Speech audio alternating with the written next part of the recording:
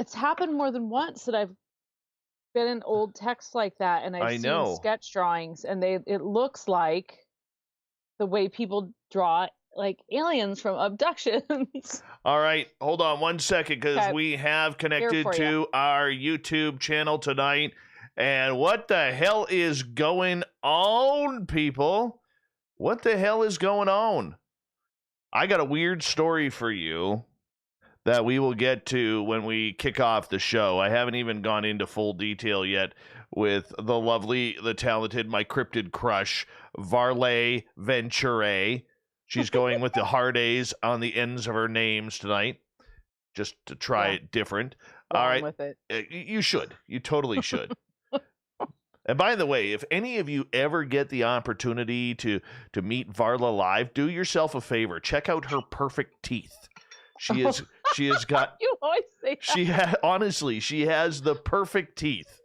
I hate her for her teeth. Honestly, They're not that.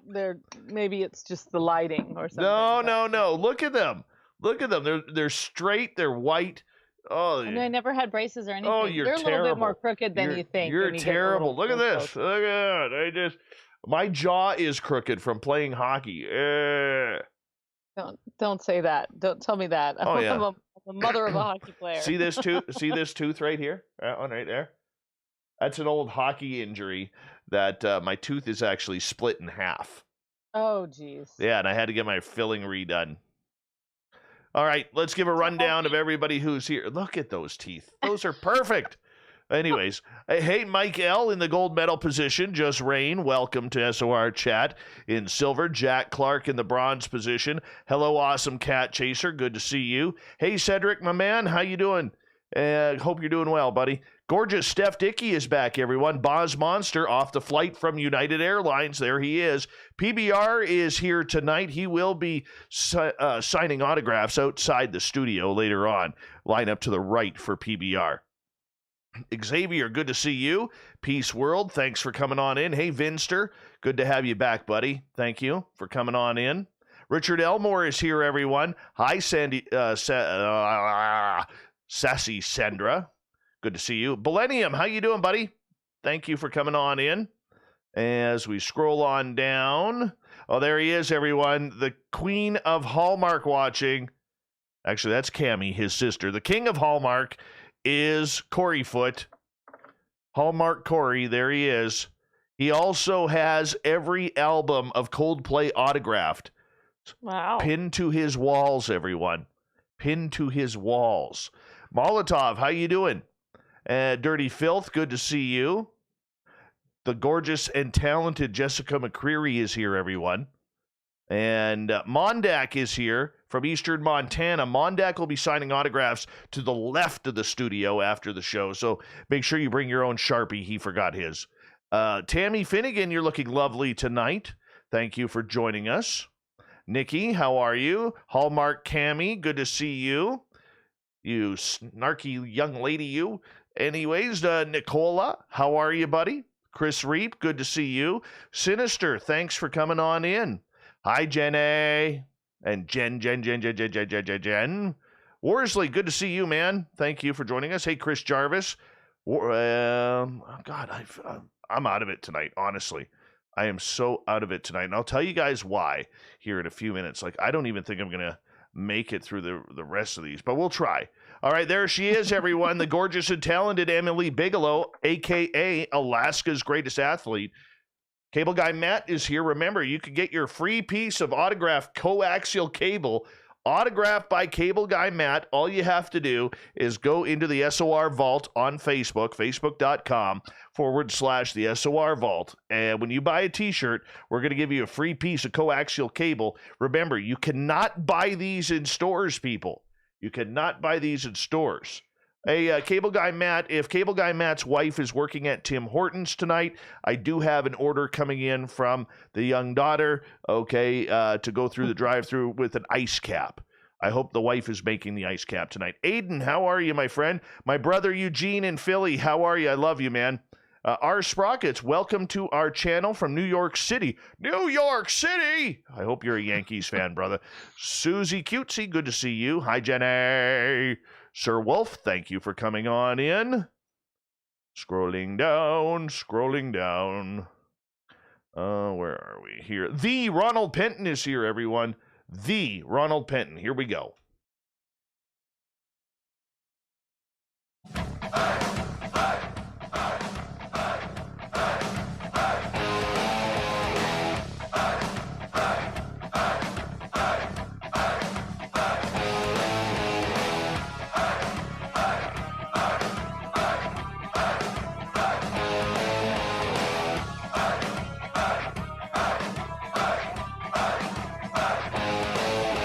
From the mountains of central British Columbia to you listening around the world, this, my friends, is Spaced Out Radio. I am your host, Dave Scott, sitting in the captain's chair of SOR headquarters. We welcome you to tonight's show on our terrestrial affiliates around North America, digitally on TalkStream Live, Revolution Radio, and KPNL. If you want to take a listen to our archives, they are free for you by going to youtube.com/Spaced Out Radio. Do old Davey the favor, hit that subscribe button. You can follow us on Twitter at Spaced Out Radio and on Instagram at Spaced Out Radio Show. Our website is spacedoutradio.com, where we have a plethora of features for you, including rocking out to Bumblefoot and reading up on Captain Shirk's SOR Newswire. Tonight's show is brought to you by Chive Charities. Help make the world 10% happier by visiting Chive Charities today. You can find them on our website. Oh, it's that time again, everyone. I know the goddess in Nova Scotia is all excited about this because we mark the 2021 return of one of our favorite cryptid people around here, the gorgeous, the talented, the perfectly teethed Varla Ventura. Varla is the author of Varla Ventura's Paranormal Parlor, Ghosts, Banshees, Seances, Tales of True Hauntings, and I threw in Banshees there because I read the line below. But nonetheless, she is so talented. You can find any of her books right across major bookstores across North America or on her website, varlaventura.net. Then at the bottom of hour number 3, I will bring you the SOR Newswire, brought to you by Paranoia Magazine. Varla Ventura, how you doing? Good to have you back. Oh, it's so nice to be back. Thank you. I've missed you. We've missed you too. I've missed you and your audience, although I've been listening in here and there. I caught you the one time. I know. You didn't think I would, but I actually did. I caught you because you tweeted out something, I believe. But nonetheless, we're glad to have you back because you are such an important cog in our wheel, and we absolutely love you here, and you are one of our fan favorites to all of our listeners. So thank you for always taking the time to come on this show and talk monsters with us. Well, thank you for always inviting me to keep coming back. I figured after the first time, once you wanted me back, that it must have gone okay. So here we are. Been doing this for a while, right? Yeah, but it's something we just got to continue. Yes, Something we got to continue. Absolutely. Absolutely. I vow. Every time we bring you on, we have new people listening. And for the people who've heard you before, they probably already got the breakdown. But for those who are brand new to the show, how does a beautiful lady such as yourself get so intrigued with monsters? I have loved the strange and the paranormal since I was a really young kid. I was raised in a sort of unconventional environment, perhaps, that may have contributed to it. My mother is very witchy and taught us a lot of tarot and sort of psychic arts as young kids, my sister and I especially. So I think that, coupled with the fact that when I was probably about 7 years old, we lived in a city, and my parents kind of just like uprooted everything, and we went to this very, very rural part of Northern California where they still live off the grid. They were like off grid before it was even called that. Basically, they didn't want to have to pay an electric bill. So it was pretty remote, pretty far out there. And I was left to commune with whatever was in the woods, as were many of the other children up there. So I think those two things kind of just started forming this love of the supernatural, the fairy, the folklore, and of course, monsters. I gotta ask you, because for so many people who investigate these type of cryptids or aliens or ghosts, they've never had an experience of their own. It's the intrigue and the curiosity that just makes them want to find answers to all of these sightings that people are having. How about you? What have you been associated with? I've had numerous, I would put things more in like the paranormal category. Certainly, I've had a few kind of like unexplained UFO type things, and have spotted a few fairy like creatures in the woods here and there, in particular when I was a child. But the paranormal sort of, I guess, more like ghostly encounters have been the most consistent from a very young age. I think I was like 5 or something the first time I saw like a ghosty specter thing. And I haven't actually seen that many. A lot of it's been just like physical presence or like cold hands on your head, or waking you up at night, things sitting on the bed. But I've had so many that I just can't. You can explain away one or two, but when you kind of you yourself know that you've had numerous unexplained experiences, you really just you can't just dismiss it as some kind of oh, it's some kind of trick of the mind or whatever. You can talk yourself in and out of these things at the moment, but when you start gathering a lifetime of experiences, and in doing so encounter other people who have had a lifetime of experiences and are willing to share those with you, not just supernatural experiences, cryptid experiences, ghosts, unexplained phenomenon, coincidences, things that just kind of set you in this, they put you in this mindset that we really don't know fully what's going on at any given time. And just when we think we do, something very strange and bizarre might happen. So, yeah, I've had a lot of experiences, but so I don't know what came first. Probably I had an experience, and that made me more curious. I'll tell you though, like interestingly, and I've told this story before, but my sister and I were using this Ouija board at one point when we were kids, and we were real little. We were like 7 and 8, or 8 and 9, or something like that. And the planchette was moving all around, and it was spelling out the name of this like girl ghost from this grave that happened to be a grave on the property next door, this lone grave, which is a great story in and of itself.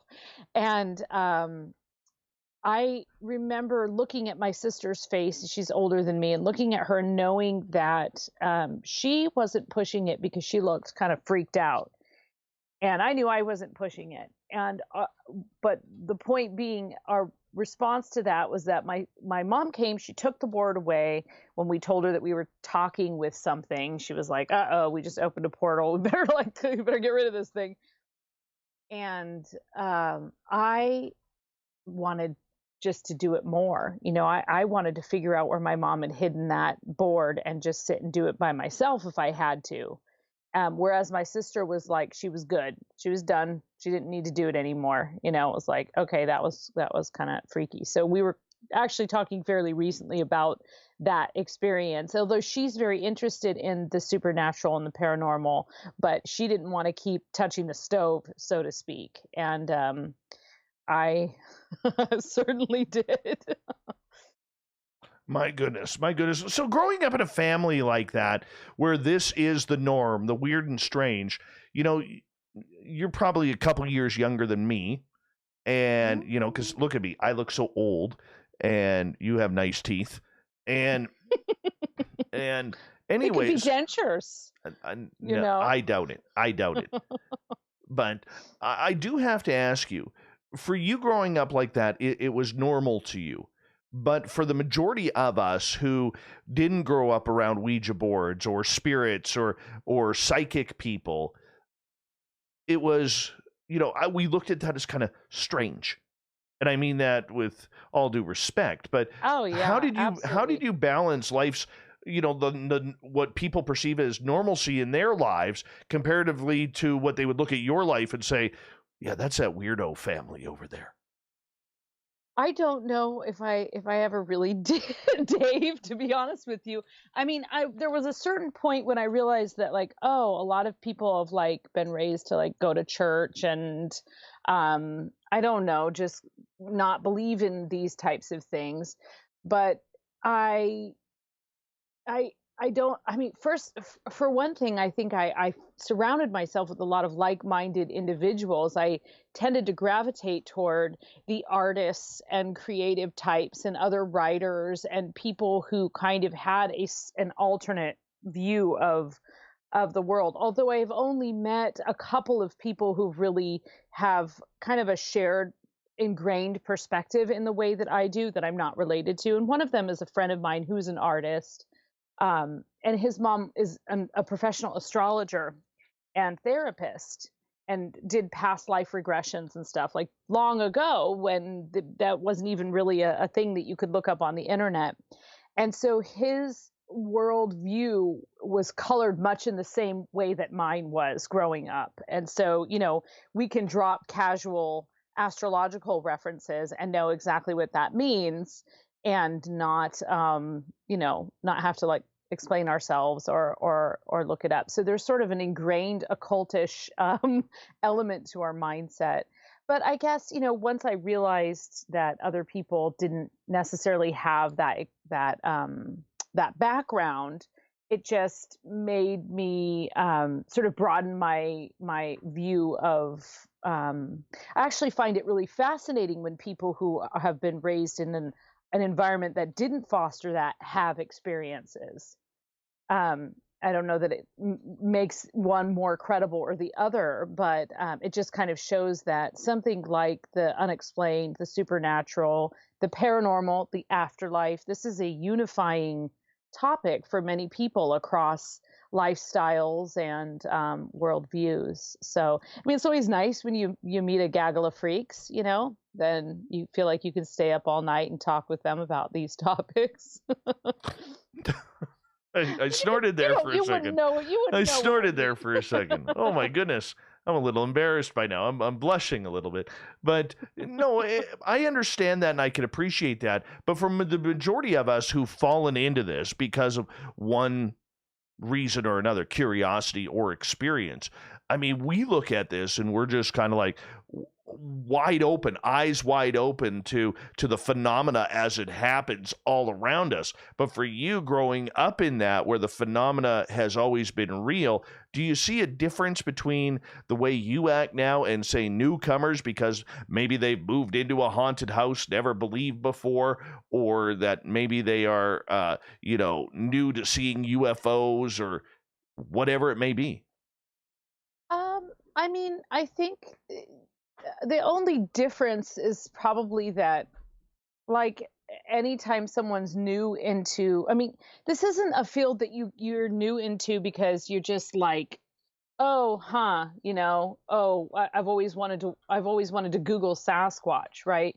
You're drawn into this type of topic and community either because you've had an experience or you have a sort of like a belief in, at least in the back of your mind, that there's something else out there, and that is probably based on an experience that you've had in your life that kind of brings you to that.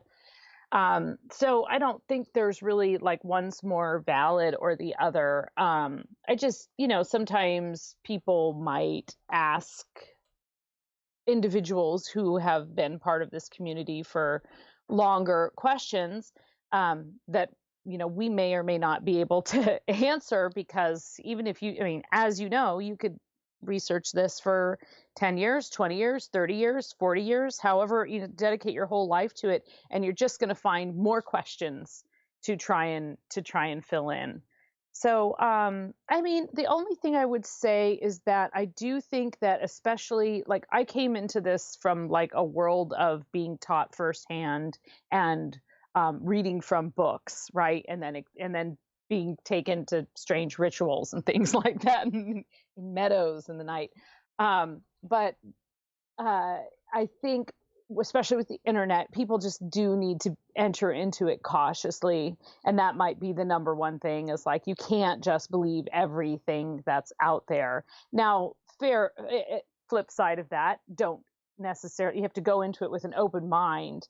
But sometimes when you're coming from a completely different background and you come into this world of like the supernatural and the paranormal, you might think that everything people tell you is true, but you have to use your instincts in the same way, because, not dismissing or calling any particular experience out, but I can usually tell when I'm talking with someone if I think their story is authentic or not. So, and that's my own judgment to pass based on whether or not I want to include their story in my book. It doesn't really reflect their, I'm not going to go up to them and say, you're full of it.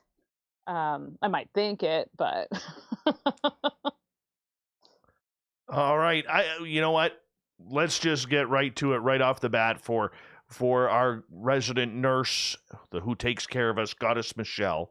Yay. Mermaids. Hi. Do we Mermaids. have any new mermaid stories, or merman? I've got a cool story that she's very well versed in sort of mermaid lore and such, but I was reading in this old book, which we'll get to the dog man part of it later, but I was reading in this old book. It was published in it was published in 1880, so it was probably written in 78, 79, and it was published by a man, or it was written by a man named William Wirt Sykes, and he was the Welsh consulate general from the United States, living in Wales. And he lived there for a great number of years and was fascinated by the culture, and actually spent a lot of time interviewing and talking with people about fairy and folklore. And I actually came upon a cool thing that I had never included this in my book before, and I even wrote out phonetically how to say it. And again, many people out there may have heard of this, including the mermaid goddess Michelle. But this is sort of a counterpart to a mermaid, and it would be called the Grigagid Awen, and which translates to a wife of hell, or a wife of the lower world. Lower world being the belief during the Gaelic belief or the Celtic belief. Hell was a Christian thing that came along later. So the translations are often interchanged. And these were sort of like fairy elf type creatures that dwelled in inland water and lakes, rivers, but in particular up in the high mountains, where you'd find like a high mountain lake, and you would find these sort of water nymphs that were known to sort of lay in that shadowy domain of the under the water, and then sometimes give passerbyers good luck and good fortune, but other times enchant them and cause you cause them to drown. And they're she laughs. So not unlike mermaids, usually very beautiful, very enchanting, a little more ethereal, and a little less, fish-like, but certainly a water-dwelling spirit. And there were a number of kind of water-type witchy, haggy spirits that kind of are connected to this. You have, and people may have heard of some of these for sure, like Jenny Greenteeth, which I think would be a great Halloween costume sometime. Jenny Greenteeth, she's also known as Wicked Jenny or Ginny Greenteeth. And she's very similar to another creature called Peg Powler, and they basically live in like bogs and inner water and streams, and they really like to drown children. That's kind of their thing. Pleasant. So yeah, and they're usually very hard to see, and then they kind of like come up out of like all of the green things and algae and stuff that are growing on these like semi-fetid waters, and sort of lurk out and snatch children. So you're not supposed to get too close to the edge of the water.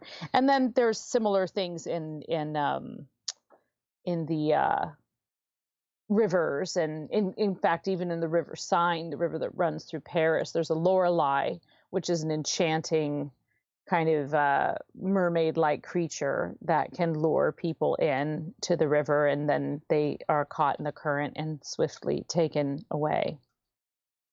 So that's what I got. You know what, though? I will say this. If you respect nature, nature will respect you back. That's one thing I learned. Like, when I used to fish this river all the time, and at least once or twice a year, I would slip into the river. And sometimes it would be fast water. But the river never took me. And I bring this up because I think that a lot of nature is very connected to people and to monsters and its protectors. Yes, I Okay. agree. And the reason why I say that is every year when I caught my first salmon, and I started this just out of the blue. I don't know why I did, but every year when I caught my first fish of the year, I would look at it, and after I landed it, I would say thank you, and then I would sit with it in the river until it was good to go back. Just sit with it. Yeah. Yeah. Let it get its energy and go back. And I had a First Nations elder who I met with one day, and we were talking about that river because his reserve is just off that river and they get a lot of their fish out of that river. And he says, you will never die in that river. And every year there's like 4 or 5 fishermen who drown in that river. He goes, but you will never die. He goes, because the river knows that you respect it by putting that first fish back every year and just sitting and enjoying what nature is doing. He goes, the river, I promise you, will never take you. And one time I came close to slipping into the rapids with my waders starting to fill up. Oof. And it never took me.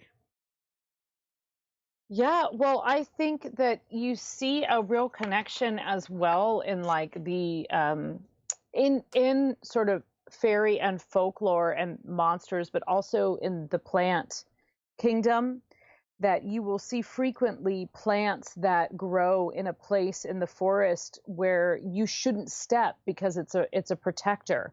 And so I think that connection between the don't eat the red cap, and then the little blood-soaked goblin that has a red cap, I think that those stories are interchangeable in that way, because there is a sort of force of nature, and there are these creatures that come out of it to protect it. So whether you see that as a poisonous little mushroom or some kind of poison oak that makes you itch, or if it's actually a goblin that grabs you, and the same, and you see that it's a great example with the river, because that is something that I think about a lot with the mermaids, because I, especially when I lived on the Pacific coast, I used to swim off the like Northern California. Yep, we're going to break. We're going to go to break here. Varla Ventura and I listening to stories, not paying attention to time, but that's why we have music to take us out during commercial. VarlaVentura.net is our website. We continue Monster Talk on Our Cryptid World with Varla right after this.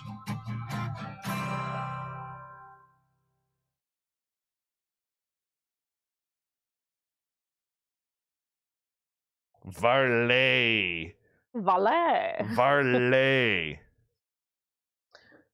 So I listened to some of your interview with Lon Strickler, who I love. Lon Strickler, Me too. He's just lovely. And I had to get a little pissy with Lon there because he shaved his beard there for a while. Oh, he did? Yeah. So I got a little pissy with him about that. Yeah, he needs to stay in the club. Exactly. Anyways, Lon, sorry for interrupting. Brotherhood. the Brotherhood of Beards. Mm-hmm. That reminds me, I want to send you some information about a podcast by these guys. It's called Three Beards, and I should introduce you and see if they're looking for guests, because I think you would be they're funny. They're really funny. They all have great beards. You'd fit right in. It'd be like Beardo party. Oh yeah. Anyway, I laughed because you pretty much in the first, like, I don't know, like 2 minutes dropped Vegas in there. You're like, I really want to go to Vegas. I need to go to Vegas. Jonesing for Vegas and right we've been now. talking about that for a year, right? Yes. And actually, I think even before that, we were talking about it, before all the COVID stuff. You were talking about going to Vegas. So I just laughed. It was great. Well, yep. Yes, Vegas. The Vegas party. Everybody is like waiting. Like everybody in the chat room, we're all like, when's this shit gonna end? So that way we can get down there and make things happen. Right? Hold on, I gotta mess my hair up a little bit.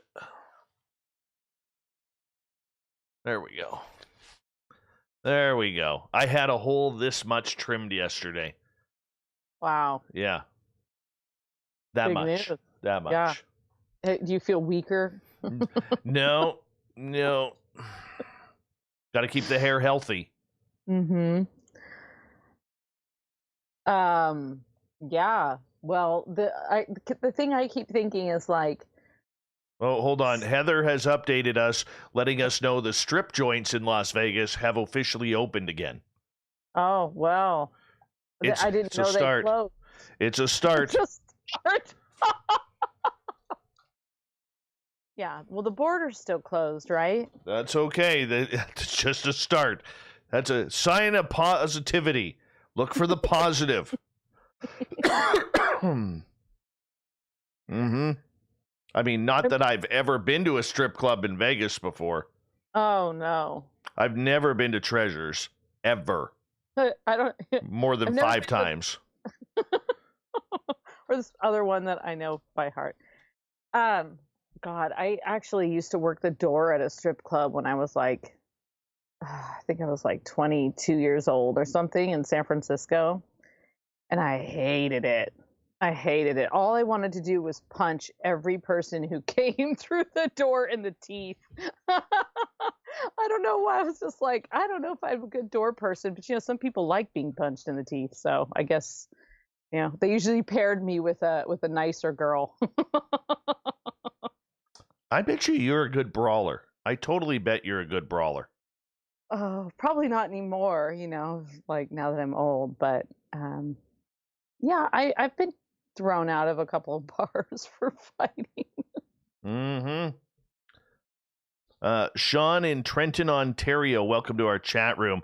I am in 108 Mile Ranch, British Columbia. Figure that one out on a map. There's a gas station, a lumber yard, a post office, an airport, a golf course, and a supermarket. That's it. Oh, there is a restaurant, too, inside the supermarket. 2 lakes, lots of bears, lots of deer. Oh, I can't spell that name that's in there with the alien head and popcorn. I can't spell your name, but welcome to the show. Welcome. By the way, tomorrow night we have a guest change due to some family stuff. Erica Lukes will not be able to join us. So I'm going to bring in the guys from UFO Garage who we had on with the round table, and they are going to come kick things up about it with us. So that'll be the change for tomorrow night. So, yeah. Hey, Raul, how you doing? All right, guys. Thank you to Raz Grizz. Thank you to Dolly. Thank you to Fapster and my Zoe Buttercup with the cutest smile for the super chats. Let's get going with the second half hour.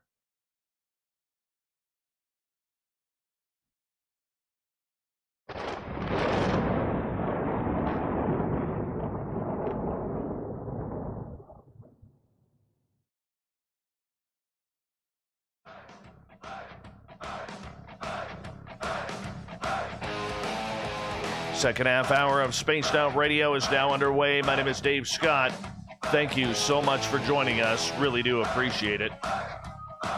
Want to remind you that if you miss portions of this show or others, check out our free archives by going to youtube.com/Spaced Out Radio. Do old Davey the favor, hit that subscribe button. Our website is spacedoutradio.com, where we have a plethora of features for you, including rocking out to Bumblefoot and reading up on Captain Shirk's SOR Newswire.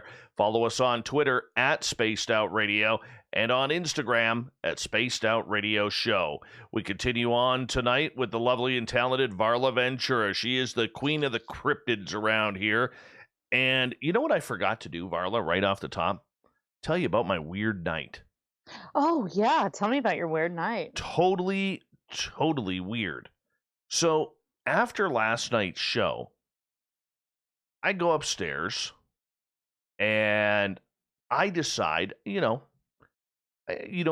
have this routine, okay? I go upstairs, I grab a little snack, I take a sip of water or orange juice, and then, I walk off to bed, and, I crawl into bed. I always lay down on my stomach. I play my little game that I play for a couple of minutes, usually about 20 or 30. Then I find something on YouTube to listen to pass out. So anyways, I was listening to an interview with Lou Elizondo last night, who will be on this show on February 23rd. And I fell asleep. Not a big deal. Most of us do when we're in bed at night. Most of us do. Nothing out of the natural there. But then I started dreaming. And I started dreaming like really weird stuff. There was this it was dark outside, and there was this really dark, like black glass type of hotel that was about 12, 15 stories high. And inside, I recognized a bunch of ufologists. I recognized Science Bob there. I recognized Olaf Phillips there. There was a few more that I think were there. I just, dreams, you just can't picture it. And then the aliens came. I saw three little gray guys. And I remember Science Bob giving me this weird, very stern story about be careful. And I was like, okay, maybe Bob, you aren't the guy I thought you were, and this is all in my dream. And I woke up this morning, and it felt like I hadn't slept a wink. I woke up, and I knew I had slept. I knew I slept. But I did not feel like I slept a wink. My body was sore all over, like that tired sore. Oh. Not painful, but that tired sore, like holy cow, like I could barely move. I was sluggish. I gave myself a little bit of a hot shower this morning because old Davey likes that. Didn't loosen up the joints, nothing.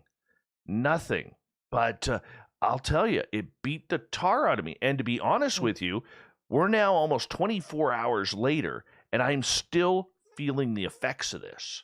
Wow. I don't know whether it was just a dream or something really strange happened, right? I don't know. So let's talk a little bit more about these gray guys that you saw. Can you describe them? Like, were they smaller than you? Oh, yeah. Did they approach you? Oh, there were three of them. Where were they? Were they in the hotel? There was one that was alone, and they were like chasing down people, like all the ufologists, right? There was one that was alone, and the other two were working in a tandem. Don't use the word tandem around here enough. The great word. Okay, so and they were gray? Yeah, they were the prototypical grays, the tiny bodies, the big head, the almond-shaped eyes. Beautiful. Really, Did you feel scared? Hesitant. But not scared. Not fearful. Usually when you see aliens, you run it the opposite direction anyways. Because it usually means that something's going to happen that they haven't asked permission for. Wow. Well, that's pretty intense. Yeah, I don't know what the heck happened, But I will say this. I do have a run-on of instances. I don't remember my dreams. I don't. Very, very rarely do I remember them. But the ones that always have aliens in them, I remember. You always remember. Interesting. Therefore, in my assumption, I could be completely wrong here, okay? And I'm sure some skeptics out there will say, Dave, you're just, eating too much cookies before bed or something like that. And I don't eat cookies, by the way. Some skeptics out there will sit there and say, you know what? It's just imagination. It's just dream. Aliens are a trigger for you, and therefore that's why you remember those dreams, whatever it may be. But I do know this, that it always feels like I got abducted after I remember my dream of aliens. There you go. With that same kind of like body feeling and oh yeah. Wow. Okay. Yeah. Well, that's pretty intense. So that was last night. I didn't sleep well, but that my excuse is completely not aliens. So Could be. Could be. So I have a couple of intuitives that I trust looking into this, trying to figure out what happened. Was it just a dream or was it more? I am waiting. I'm receiving Reiki and healing as we speak. Well, I can tell you what I would do in that situation, or what I do in a situation where I have had a really intense dream that either disturbed me or I loved it and I wanted to get back to it, or it felt unconcluded, as I go to sleep and go back into that dream. And I don't know if that's something you would actually feel comfortable doing, because that would be one way of figuring out if it was a dream or it was an experience. If you try to like lucid dream your way back into it and you can't, then it's more likely that it was an experience versus, I don't know, if you're not much of a person who remembers their dreams, it might take more than, one or two tries to get back into that dream. But you could put yourself into like a trancey type state and see if you can re-enter that part of your consciousness and see if you can learn more about, the location. Was it San Francisco? I don't know where it was. Don't know. That's pretty cool, though. I mean, it's pretty unexplained that you'd be that raked over from it. Oh, yeah. That doesn't usually happen, right? I mean, it's one thing to have a really intense dream, and it's another thing to wake up not feeling very rested. But it's an entirely other thing to wake up feeling like something's poking you. my knees and my ankles, I've been like struggling to walk today. That's how tired my legs are. Oh my goodness. Yeah. Hasn't been fun. Now I'm sure there's a bunch of people out there who will sit there and say, this idiot's doing it for ratings. This idiot's doing it for showmanship. No, I'm honestly in pain. Honestly, I'm in pain right now. I'm just toughening that out because I'm a good Canadian kid. Yeah, no kidding, right? That's right. You've got the hockey blood. It's hockey blood. Feel no pain. Yeah, rarely. Varla Ventura is our guest tonight on Spaced Out Radio, one of the top authors in North America when it comes to the cryptids. Now, you got some weird, strange cryptids that you were able to bring on forward that we're going to talk like real nasty little goons here. Yeah, definitely. Well, what are the? Do you want to talk about the dog man, or you want to save that for a little bit later? Let's save the dog man for a little later. Let's save the dog man for a little bit later. So, yeah, I mean, in the book that I wrote, the Fairies, Pookas, and Changelings book, I actually included the full text of this story about this Japanese goblin. And the thing is just for anyone who's not familiar with how my take on fairies, I take the old world approach to fairies, which is that they are not just these like fluttering little things that are there to pollinate your garden and bring you good luck. There's a whole realm and a whole kingdom of fairies many different kinds of creatures. Many of them lurk in the dark corners and aren't always particularly savory, and usually frighten people because they show them a glimpse into the other world. And you and I have talked about this before, but frequently, in fact, I was even showing you at the very beginning of the when you patched me in here. I was reading through this old book, and I found it was published in 1880, and I found this picture that this person had sketched of a puka.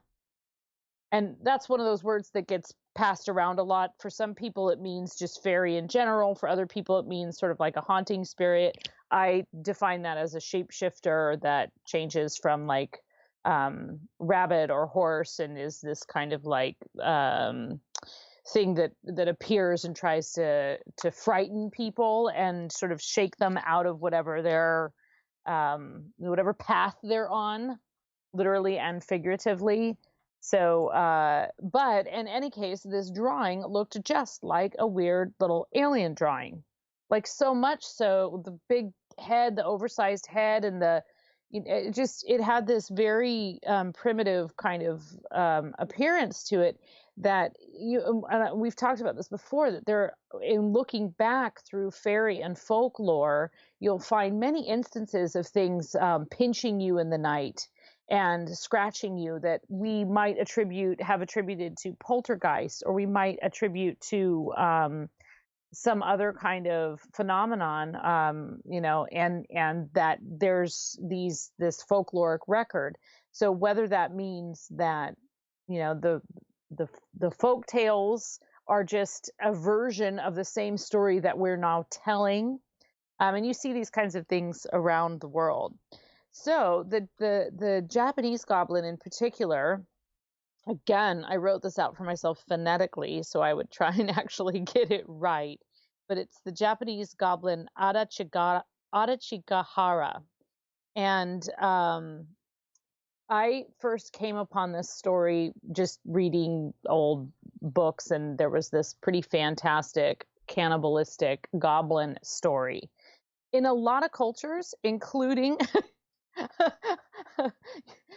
y'all can't see, well, some of you can see Dave's face when I said fabulous and cannibalistic in the same.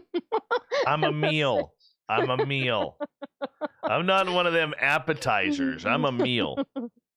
Forget Tim Hortons. We're going to Dave's.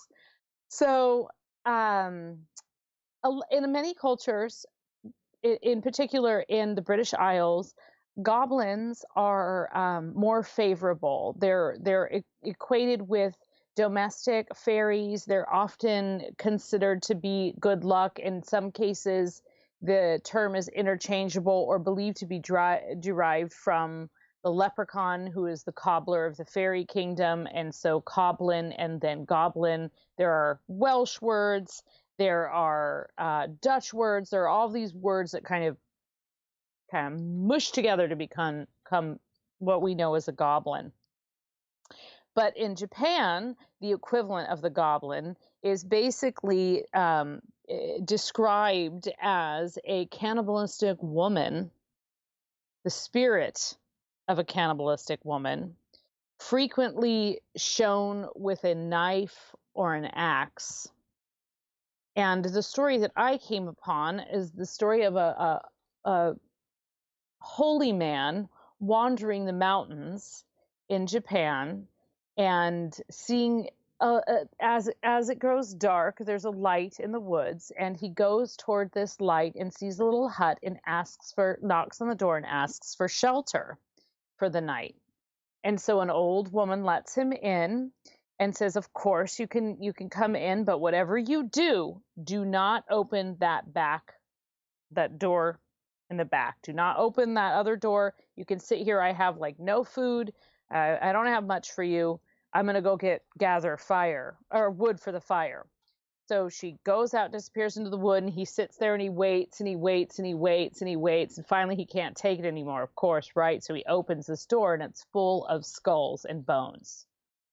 And just as he's realizing this, he looks and he realizes that she's out there gathering wood to stoke the fire, to boil him and eat him.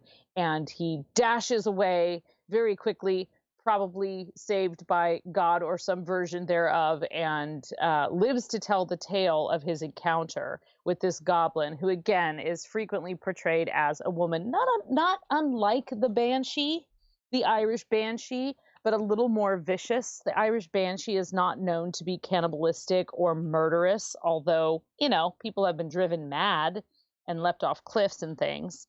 So there's a lot of different beliefs in how this goblin spirit came to be.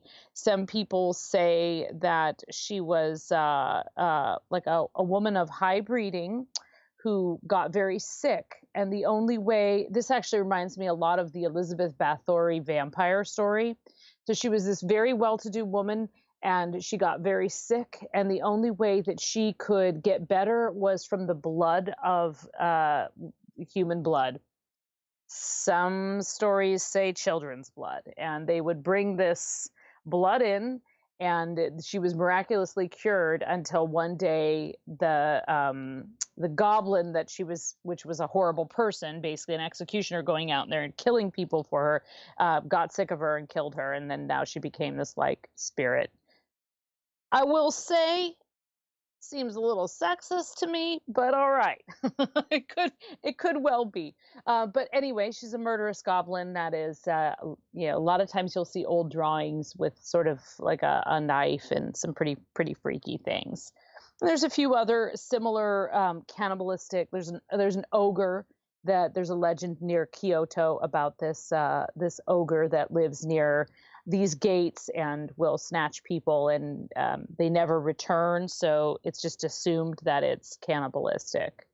Although, by definition, if you're not human and you eat humans, are you a cannibal? Don't you have to be a human that eats human to eat your own kind? I'm going to be honest. I've never really thought about that. Okay. I've never really gone down like I don't walk down the street and say, "Oh, that guy would look good in a good stew with tomatoes and some hot sauce," or Bumblefoot. Exactly. No, I honestly have never thought about that, and I would say probably 99.8% of our audience, because there is some 2% that you just 0.2% you just don't know about. But I would say that 99.8% have probably never thought about cannibalism either. Just saying. Yeah. So I resonated with 2% of your crowd, is what you're saying. 0.2 to be matter of fact. Well, you asked for a monster, and I think that's pretty monstrous.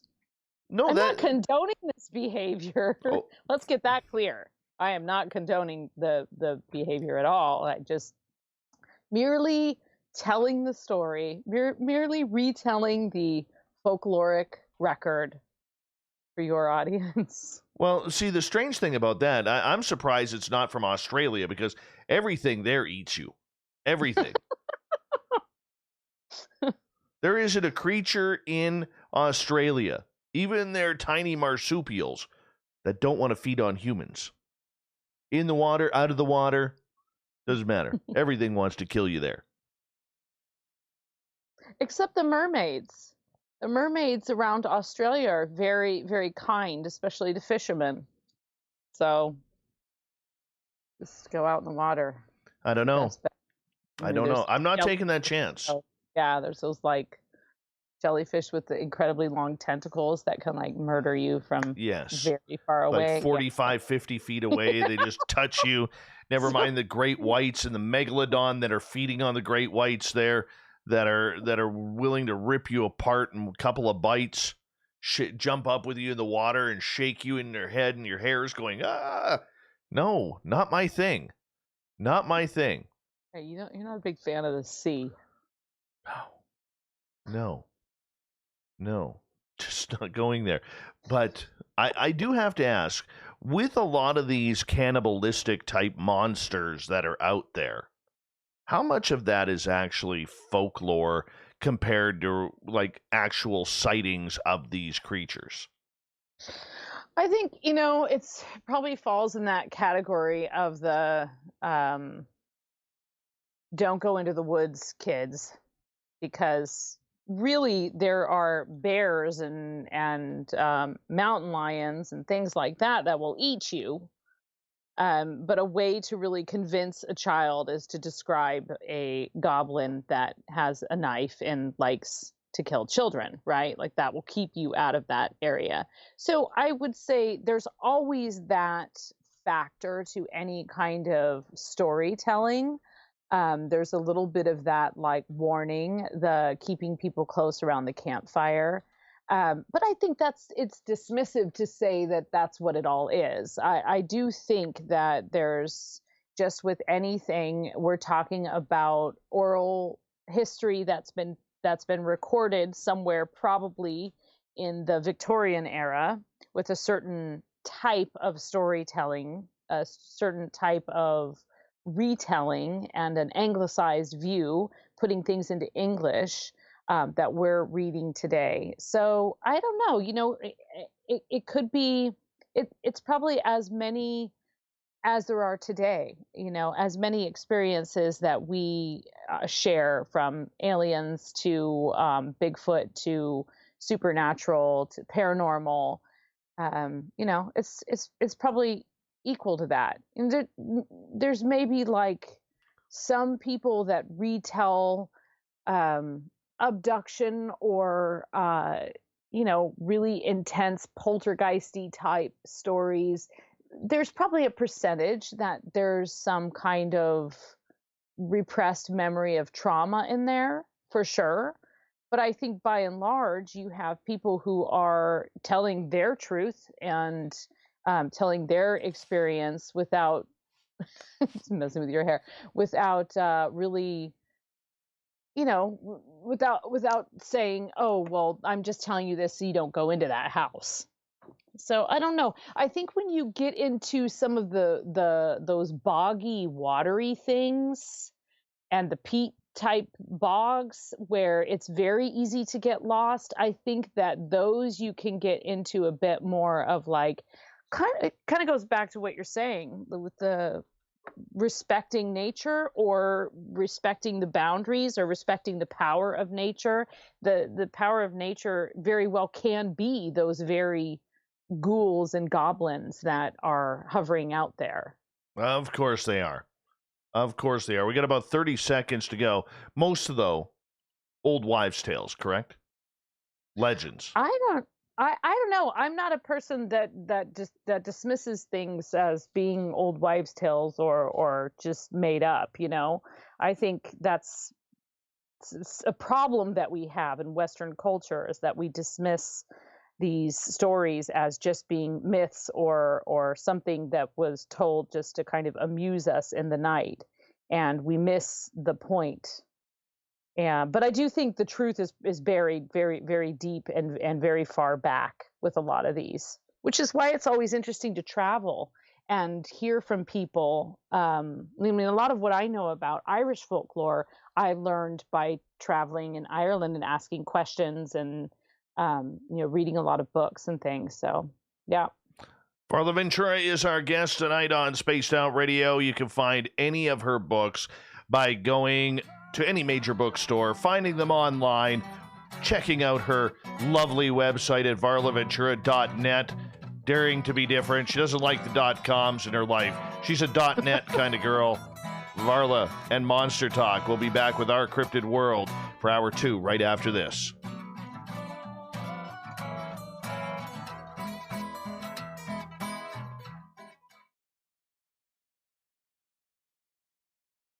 Hey, Gary, you're Dutch. You're totally Dutch. All right. I will be right back. I'm just going to run my dogs outside, okay? Okay. Stay tuned. Every 2 weeks, I'm posting brand new content on Cryptid Tales, where I will get into some of the spookier legends and folklore from around the world and tell the stories that go with them. Find us at youtube.com/spacedoutradio and check out Cryptid Tales today. Drop a comment and let me know what you want to hear. See you there. Are you an experiencer of something strange that can't be explained? Do you want help finding out what's going on? I'm Ryan Stacy, head of the Experiencer Support Association, otherwise known as TESSA. We've teamed up with Spaced Out Radio to investigate cases filled out in the SOR Sightlines report. We are independent and there's no cost to what we do.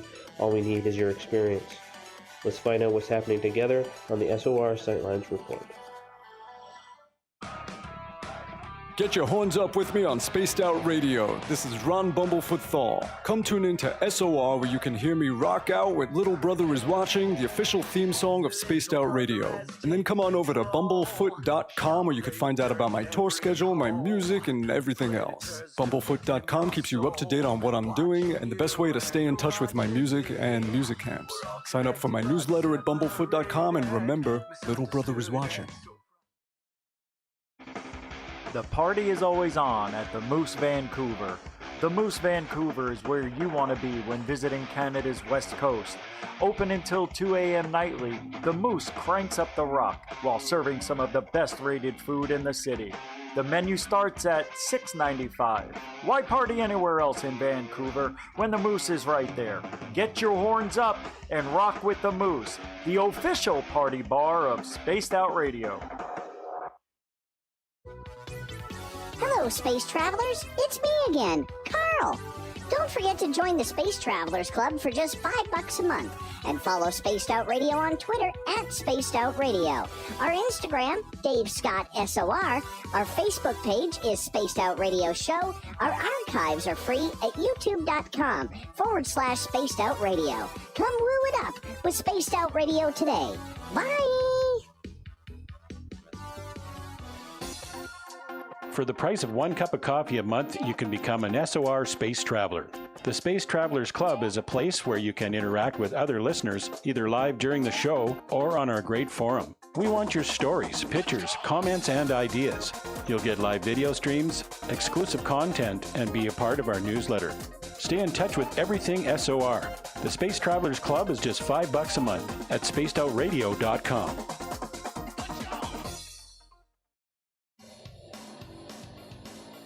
We all know on Spaced Out Radio we love a good beard and mustache, so why not take care of your facial hair with Mighty Moose Beard Oil?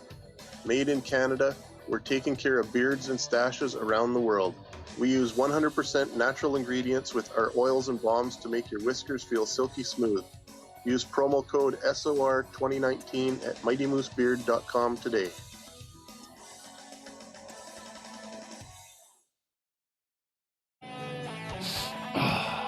I'm feeling a little spicy tonight. What to do? What to do? Why not get Bumblefoot? 4 million Scoville units of pure hard rock. Bumblefoot hot sauces come in 3 flavors. The burning Bumble. Tone it down a bit with Bumblicious and throw the sauce on everything. Spicing up.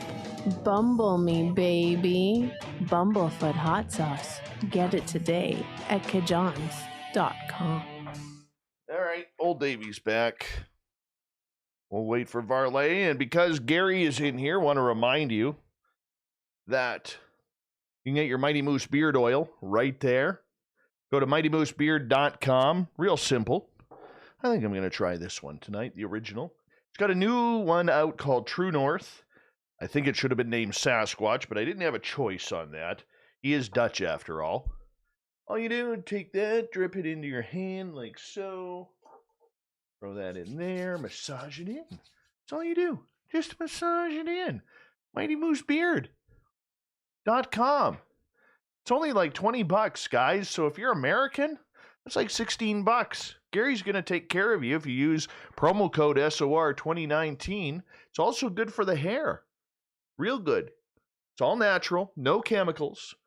And you look fantastic. You smell fantastic. And you're like, by God, this is good stuff.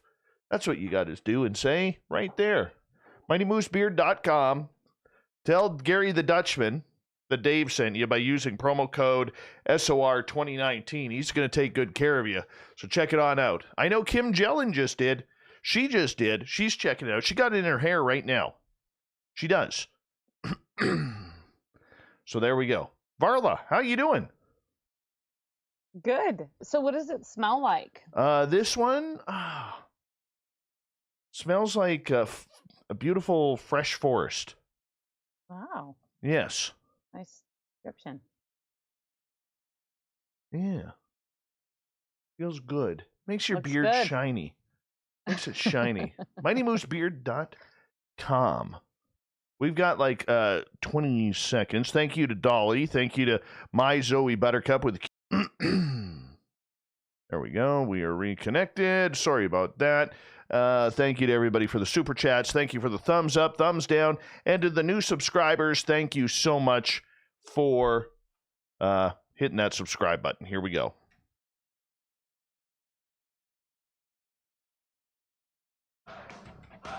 You're listening to Spaced Out Radio with Dave Scott. Follow Dave on Twitter at Spaced Out Radio and on Facebook, Spaced Out Radio Show. Hour number 2 of Spaced Out Radio is now underway. Thank you so much for taking the time to hang out with us. My name is Dave Scott, and we are Spaced Out Radio. We want to say hello to everyone listening in on our terrestrial affiliates around North America, digitally on TalkStream Live, KPNL, and Revolution Radio. If you want to check out our archives, we have them free for you by going to youtube.com/Spaced Out Radio. Just do old Davey the favor, hit that subscribe button. The Desert Glam has set the password for tonight in the SOR Space Travelers Club. What do you got for us, Clam? What do you got? Wang'em. Wang'em is your password. Use it wisely, Space Travelers, as the Clam sets the password each and every night right here on Spaced Out Radio. Our website is spacedoutradio.com. We have a plethora of features for you, including rocking out to Bumblefoot and reading up on Captain Shirk's SOR Newswire. Follow us on Twitter at Spaced Out Radio and on Instagram at Spaced Out Radio Show. We continue on with the lovely and talented Varla Ventura. She is the queen of the cryptid realm.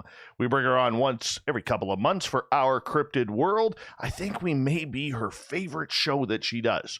I think we are. I'm leaning that way. She's nodding. She's got great teeth, too. You can find her website at varlaventura.net and her books at every major bookstore in North America. Varla, welcome back. Why, thank you. Yeah, definitely my favorite. It's so easy to be on this show with you, and you have such a great fan base, and it's always fun. Well, we appreciate it. We appreciate it. All right. Thanks for rolling with my cannibalistic, tendencies. It happens. You're a vampirist. Why wouldn't I? You're a vampirist. I gotta ask you, in regards to a lot of the cryptid legends, you do a lot with sea monsters, you do a lot with the traditional ones as well, but you like the more obscure types of changelings, Pookas, fairy realm that's out there. What's the difference between, say, something like Bigfoot and Dogman, which we'll talk about momentarily, and these other types of creatures that are allegedly out there? So, I mean, who knows, really? Like, there's no definitive answer to that, right? But because we're talking about like supernatural cryptids, so anything goes. But I think I kind of actually consider them to be in a very similar realm, and that is basically the realm of the unknown, also called the lower world, also called the underworld. It has many different names in different cultures. It's the other side of things that we can't always see, and these creatures live there and dwell in that unknown and dwell in that space, and they just kind of mess with us, basically. Appear helpful, not helpful, sometimes scary, sometimes benevolent, all of these different kinds of things. And so I don't know. I personally think that Bigfoot is in that category. I'm sure that there's a lot of people that think Bigfoot's like in its own category, but I put it in the same category as other kind of, I just call them all magical creatures, really, because they are, right? But I don't know. I mean, the difference is probably place is about the only difference. Where in the world you're seeing things, and who's seeing them. I don't know. I mean, there's so many camps about Bigfoot, and that Bigfoot's actually like its own species and it's an animal, and not any kind of like supernatural being, of course. But I don't know. I think it's pretty likely that it falls in that same category, and that's why it's elusive. Makes sense. Makes sense. So, do you have a favorite? Out of all the little cryptid creatures, do you have a favorite? I love leprechauns, actually. I find them really fascinating. They're far more complex than we give them credit for. We have this very sort of this Victorian Irishman view that was superimposed when there were Irish immigrants in the United States that had a certain manner of dress. And that's kind of where this modern idea of a leprechaun, but the leprechaun is really a much broader kind of, it does more. It's more of a bringer of fortune, but only for someone who is very, very clever. There isn't a pot of gold. There's often a magical purse. But the best part about the leprechaun, and I also like Pookas for this reason, is that they're trickster fairies. They're basically there to get the better of foolish humans. And like Pookas, I love Pookas. They prey on drunks, which is pretty hilarious, I think. You know, one moment you're walking home from the pub singing gaily, and the next moment you're in a ditch and the Pooka knocked you over with its beastly tail. So Bad Pooka. Bad Pooka. I like those kind of ones that play tricks on humans, which I probably, you know, am gonna have a trick played on me just for that. I don't mind the little things that occasionally take one earring or a key and then return it much later in a strange place. I find those types of sort of impish behavior, I find that comforting. Well, that works. That works. Okay, you have an amazing Dogman story. So this is super. So there's a book, I referenced it earlier. It's called British Goblins, and it's this massive old volume. I first found it in a library, just in like an old reference section. So it was published in 1880, and it's pretty rare to actually find it, like an older edition of it, but you can find a full version of it on Gutenberg, which is a wonderful resource for anybody who's interested in reading public domain works of all kinds from this library where they've scanned all of these old books. And so in this book, now I've read this book multiple times because I'm usually looking at, there's a whole section on things that appear at the crossroads. There's a whole section on funeral rites. There's a whole section on the occult power of goats and other domestic animals. It's this really wonderful thing. It's written by this man I was saying was the Welsh consulate. Somehow, now this is a really, really long book, and it's got a lot of Victorian language and Welsh words. So it's not exactly something that you just like read from cover to cover. So I just dive in and out of it here and there. And I was reading it, and I was actually looking for this this bogey, because I was thinking about like boogeyman and bogey, and that's like the most ultimate monster. And I knew I had read this reference to the word in that book, like a very specific reference. And I got completely sucked in and started reading this whole section about this dog creature. And I've heard a few of these sort of like giant black dog type stories before. I've heard of them. I interviewed a woman who lives in Alaska and would see these black dogs on the entrance to mines and other kind of like cave dwellings. This specifically, though, is the Welsh dog of darkness. And it's known in Welsh as the gwilgi.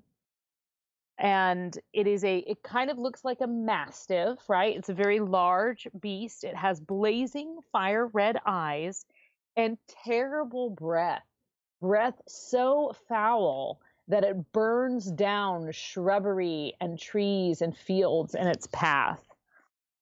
And it has a very fearsome howl, which actually paralyzes victims and completely like terrifies them and will leave them unnerved for days. There are all of these accounts of like days later, people still like shaken to their core, basically being completely just overcome with terror. So there's a number of these stories, and I have read other stories of similar like creatures in Ireland and Scotland. But what stood out to me is this particular story where the story is a man, and I'll just read it to you.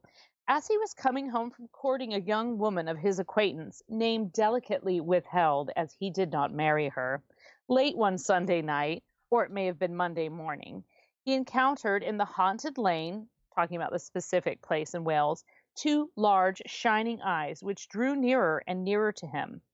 He was dimly able to discern, in connection with the gleaming eyes, what seemed a form of human shape, with the body and limbs of a large spotted dog. And then there was another one in there that talked about it being kind of like a humanoid shape, but with just like the face of a dog. And again, like I have read more than one account of these actual dogs, these giant, dog of the sea. In fact, I was in Ireland one time many years ago, 20 years ago, and was walking by the sea with this gentleman who told me the story of the dog that comes out of the sea. But this was the first time that I'd ever seen it described with human attributes as well. And it made me realize that there's probably a lot more like this, but it requires quite a bit of digging, because here it was hidden in this dusty volume from 1880. And of course, recorded in 1880, the experience could have happened years before as he was traveling about and interviewing people.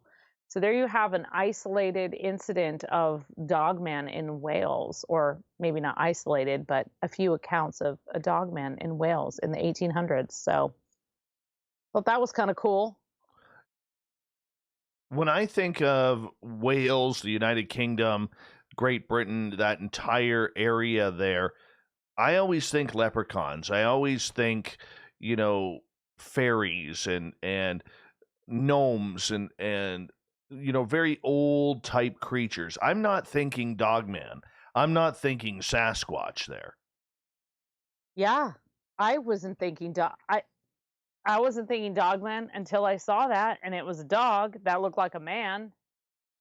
I mean, it's very interesting description.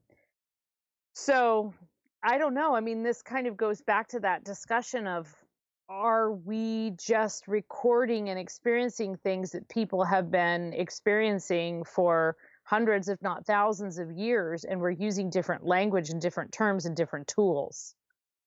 But it's actually the same phenomena. I don't know. I don't know either, but that's part of what makes it really interesting, are these parallels, like the things that look like aliens in an old book from the 1800s. See, what gets me on that then is it makes me wonder whether there's these doors that open to these different realms where all these other creatures are hiding. Whether it's Bigfoot, whether it's Dogman or fairies or leprechauns, because the way they seem to be able to bask in and out of society, our society here, with just fleeting glimpses, it's almost like they're able to run through these doors or portals. Have you looked into that? Yeah, well, there are many, many beliefs about specific places, specific crossroads or ley lines, or particular doors, for example, on a particular rock, where that is an entrance or a cave. In Ireland, there are tons of caves that claim to be entrances to the underworld. Tons. And that's not unique only to Ireland. Caves in particular are often considered portals. So you have a lot of places where, whatever you want to call it, energy grids or ley lines or some kind of thing comes together, that there's passages to and fro. I mean, I love that view of it, actually. I love the idea that there's little doorways and portals all over the world, and that these things sort of like seep through, and people who are able to and are, whether they're consciously open to it or not, are able to see these things. They're kind of given that gift of, I mean, why? To maybe just to realize we're not the only ones here. We're not the only thing that's happening. That time is not what we think it is. There's a lot of layers to why we might see phenomenon. Do you think there is something then as to what we call the underworld, where these creatures are allegedly hiding or living? Yeah, it's like, so the way I think of it is it's coexisting with us. Modern lexicon might call that parallel dimensions or something, but traditionally, this is a worldview that many, many indigenous cultures held and still hold, that we are coexisting with this invisible realm, and that we think everything goes from point A to point B. And every once in a while, these things kind of drift through to remind us that we have no idea what point A or point B actually is. Question coming from the chat room for you. And this one from Joseph. In your opinion, was Anubis a representative of Dogman? Like he could have been the original Dogman or a super Dogman species? They seem very familiar. I like that. I mean, he was the dog-headed Egyptian god, and was equated also with death and passages into the other world. But yeah, I mean, I could see that. I have looked at other kind of like god dog type creatures and wondered that same thing. I think that's a little different because that was sort of worshipped, whereas the dogmen in Wales, the dog in Wales, the dog of the sea, kind of, that's a little bit more feared, but that could just be owing to our inability to actually see it for what it is. Very interesting. Very interesting. Because, I mean, this whole Dogman creature, for people who don't know, it goes back thousands of years. Thousands. Right. So the next question is, or would it be, are we maybe manifesting these creatures ourselves? Or when we manifest them, does that almost unlock a secret key to these doors to the inner world? Well, it depends on if you ask an investigator or a witch. Because witches know that you work with these kinds of elements and energies in order to sort of transform your own abilities and mind and the world around you. And investigators are trying to capture it, perhaps to prove something to the outside world or to themselves that they've caught something. So I don't really know, I don't really know how to answer that, other than, I mean, it just kind of depends on your perspective, really. Okay, so let's go back to this inner world for a second. All right, because this is kind of intriguing. What lives there, in your opinion?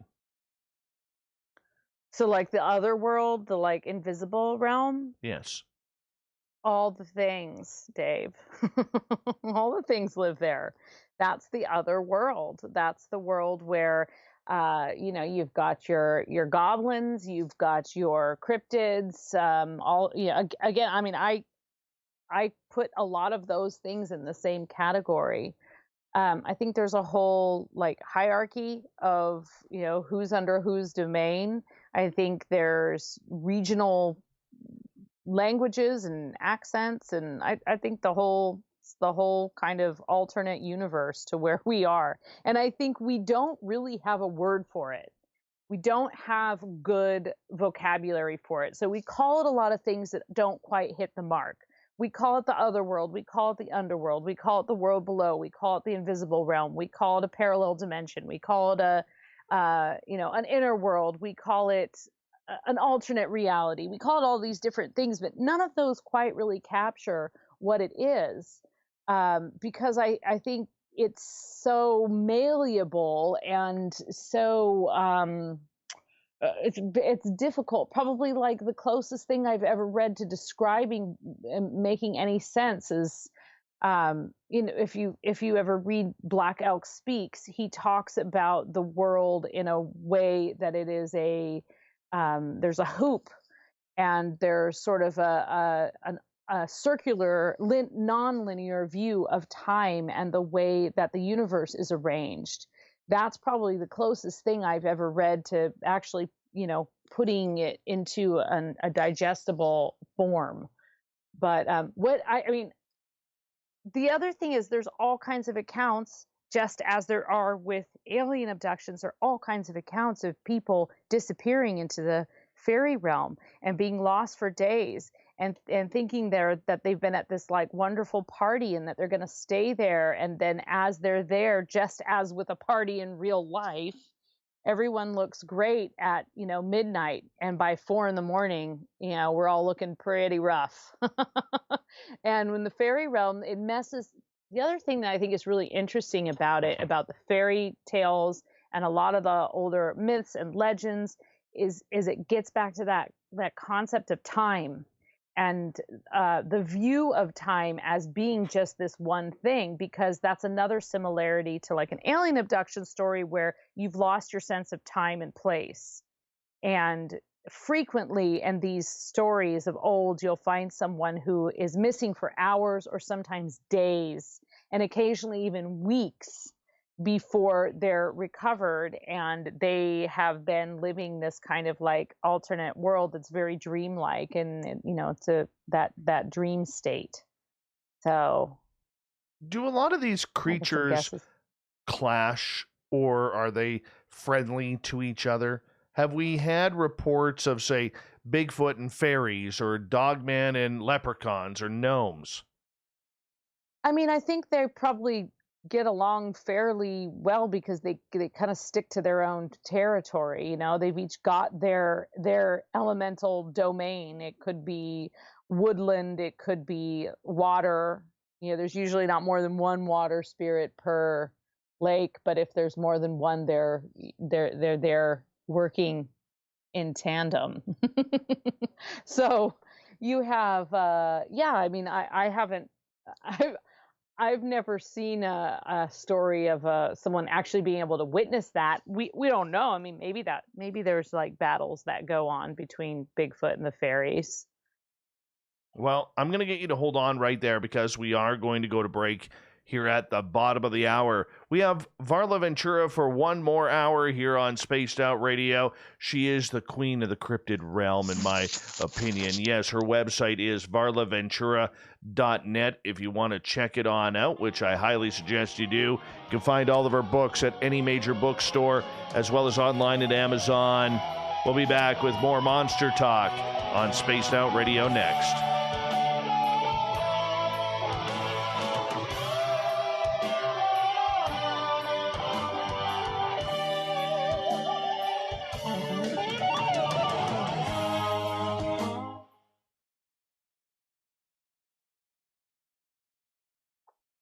I apologize. I got a little distracted there because SpaceX was launching Falcon 9, and I really right now? Oh, they just did. It's up in space now.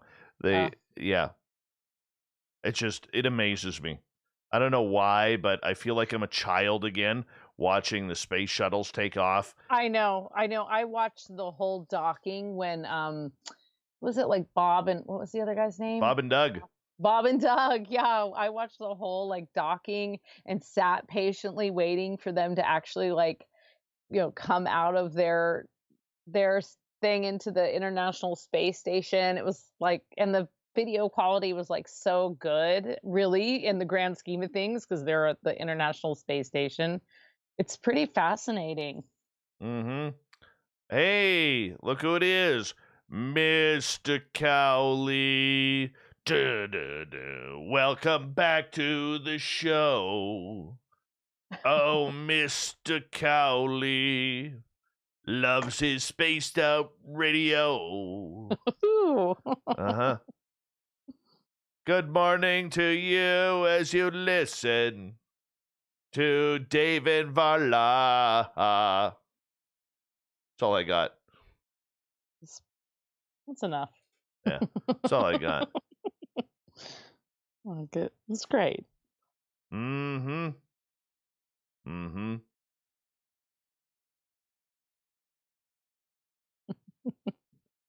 I'm a weirdo, man. I'm a weirdo.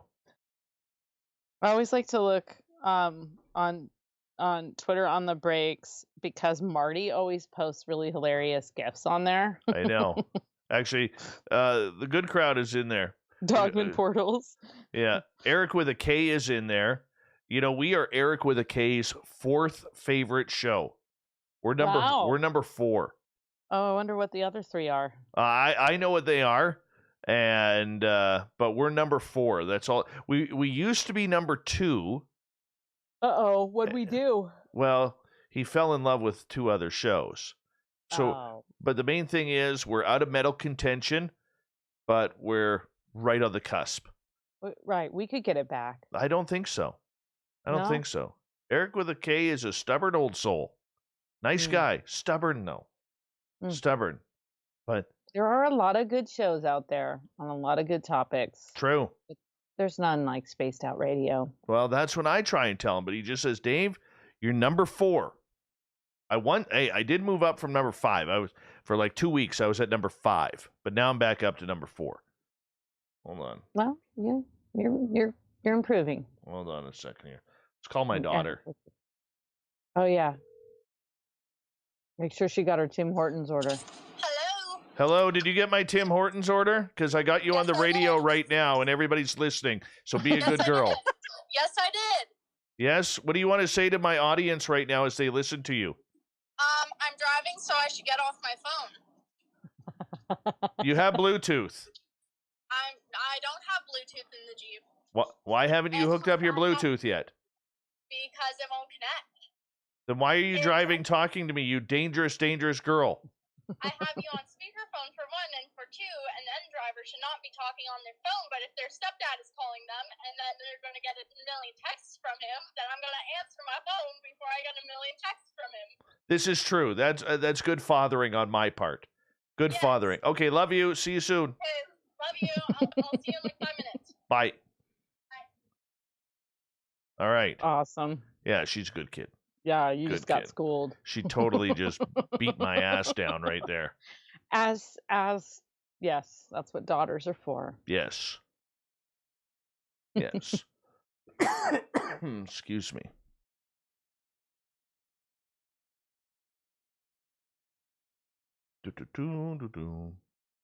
Trying just looking through the chat room here. We got like 1 minute, Varla Ventura. Okay. Yeah, she I've totally. been muting when I'm glugging water because She totally schooled me I'm there. gross. Totally schooled me. Yep. She's like, "Shut the hell up, Dad. Shut the hell up. What are you doing calling me? I'm driving." I'm gonna have to set up her Bluetooth. Basically, like the only reason I answered your call is so you wouldn't text me. Pretty much. Pretty much. That's the way it goes. Yes. Cute. Yes. Yes. All right, we got like 20 seconds. Thank you to Dolly, Zoe Buttercup, Razgriz, and Fabster for the amazing super chats tonight. Thank you to everybody who's tuned on in. Give us a thumbs up. Thank you to everyone who's hit that subscribe button. Here we go as we continue on with Varla.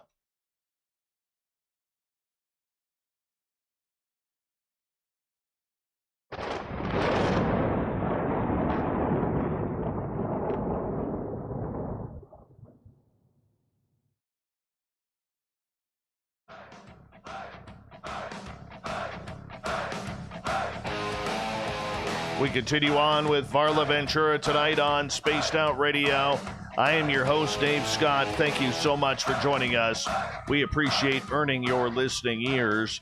Want to remind you that if you've missed portions of this show or others, check out our free archives by going to youtube.com/Spaced Out Radio. Do me the favor, hit that subscribe button. Our website is spacedoutradio.com, where we have a plethora of features for you, including rocking out to Bumblefoot and reading up on Captain Shirk's SOR Newswire. Follow us on Twitter at Spaced Out Radio and on Instagram at Spaced Out Radio Show. We continue on tonight talking monsters all night long, Our Cryptid World, with one of the best authors in North America, Varla Ventura. Find all of her books at any major bookstore and on her website, varlaventura.net. Varla, welcome back. Why, thank you. Why did you allow your son to play goaltender in hockey? I had no control over that. Because, goaltenders in hockey are like cryptids. It's just weird. Well, that is your answer right there. There you go. I'll even wear my Canucks mask for you. Oh, thanks. Nice. There you go. Anyways, that's enough of that because I'm at home in my studio here. And all right, monster talk. Even though showing off your mask. No, I just love hockey. You know that. I know that. Varla and I talk hockey quite a bit. I've come to actually understand hockey, sort of, and enjoy it quite a bit. Did you say understand the hockey? No. You totally did. You totally did. No, I did not. Totally did. I understand the hockey a bit more now. It's very fast paced, even for the young. I mean, like I was doing well with the mites, is what we call them here, the little ones. I could keep up. And now, you know, they're skating so fast. I can't follow it. I'm just learning all the penalties now because they're old enough to get penalties. Yes. So, yes. Yeah. I'll be honest with you. It's fascinating. If I was on the ice with your son, I'd run him. I would. I don't know what that means, Dave. If he came out of the crease to play the puck, I know I'm like 40 years older than him, but I'd still run him. He might block you. That's fine. That's fine. Very well. I'll take the chance. I'll take the chance. Hey, their team is the undefeated in the state of Minnesota. Nice. So yeah, they're doing great. Very cool. I'm old school hockey though. I can't stand today's NHL. I can't. I hate it. I can't even watch it. The talent is so beautiful, but I cannot watch it. It is horrible, horrible what they have done to the game. And Tom Rennie, the jerk from Hockey Canada, oh, he needs to be fired. I'm going to get fired up here. But let's go back to monsters. You want to see the monster? Dave the Hockey Monster coming out. Oh, yeah. Well, I would say any hockey parent could be perceived as a monster. Mm-hmm. Tell me about it. All right. I got a question about something really cool. And I'm curious if you've heard of this one. It was seen in Tennessee, the skinned Tom. Ooh. You heard of this one? No. I have never heard of a skinned Tom. That sounds terrifying. So apparently, I'm getting this off of Pinterest. Apparently, don't woo the wrong lady like young Tom did. He ended up getting skinned alive by a beautiful woman's angry husband. His bloody ghost hangs around one of these lanes to punish cheaters. Oh, wow. I want to investigate that. Yeah, I was going to say, that would be a fun one. That would be a fun one to investigate. In Tennessee, huh? Yes. I know a couple of people that live in, does it say where in this like particular? Walland, Tennessee. Walland. Okay, I'm going to write that down and ask because I got a friend that lives in Tennessee. Actually, there. If you go to Pinterest and legends and myths, it's actually very cool. What's on there? You know what? I've never used Pinterest for that. I usually just use it for like gothic home decor or whatever, like, dream bedrooms. It's never occurred to me to look up like myths and things like that on there. It's kind of cool. It's kind of cool. All right, here's one for you. wonder if I'm on there. I'll check out in a second while you're answering this. All right. How come we don't hear any stories about, very rare stories about the goat man anymore? Oh, well, there's like an incredible lexicon of goat related just lore and legends and worship and beliefs. I think I had mentioned earlier this whole section in this book by William Wirt Sykes. It's actually called British Goblins. So in this instance, he uses the term goblin to sort of like umbrella all of these like strange and unusual supernatural creatures. There's a whole section on the occult power of goats, and that many cultures, in particular cultures that are herding and that use goats and other kind of like herding animals, are completely, enamored and leave offerings and are respectful of a goat-footed god or a horned god that is frequently depicted like something like a Pan kind of thing. Now, some of the goat man stuff is, daughter's bringing the snack here. I can see what's going on. It's the cap. It's the ice cap. Yes. Yes. You got it. So in some instances, with a lot of these accounts of some of these like strange beasts that are dancing around the fires on significant holidays like Walpurgisnacht and things like that, you actually have traditions around the world of people dressing in these very elaborate costumes, skins, skulls, putting horse skulls on their heads, putting these strange straw outfits on, and doing it as part of a ritualistic, pagan dance to ensure good crops, to bring health and wealth to the society. And then you had, learned men coming along, recording these things and reporting them as these sort of like heathen acts because they were seen to be in conflict with the one thing you were supposed to worship, which was, the cross. So a lot of those legends, I do think, are born from real rituals that were done in honor of nature spirits and gods and goats. It's always a goat. Always a goat. All right, questions coming. Yeah. Question coming from Jim. Varla, have you ever seen a fairy? Yes, I have. I saw like a thing that I now think was a leprechaun. That's probably why I like leprechauns so much. But at the time, it didn't look like what I thought a leprechaun was, right? So it didn't have the little bowler hat and the big belt buckle and the outfit. It was actually dressed in sort of like something much more sort of muddy and ragged. And it was just looked like a very small man, like, 2 to 3 feet tall at the most, if that.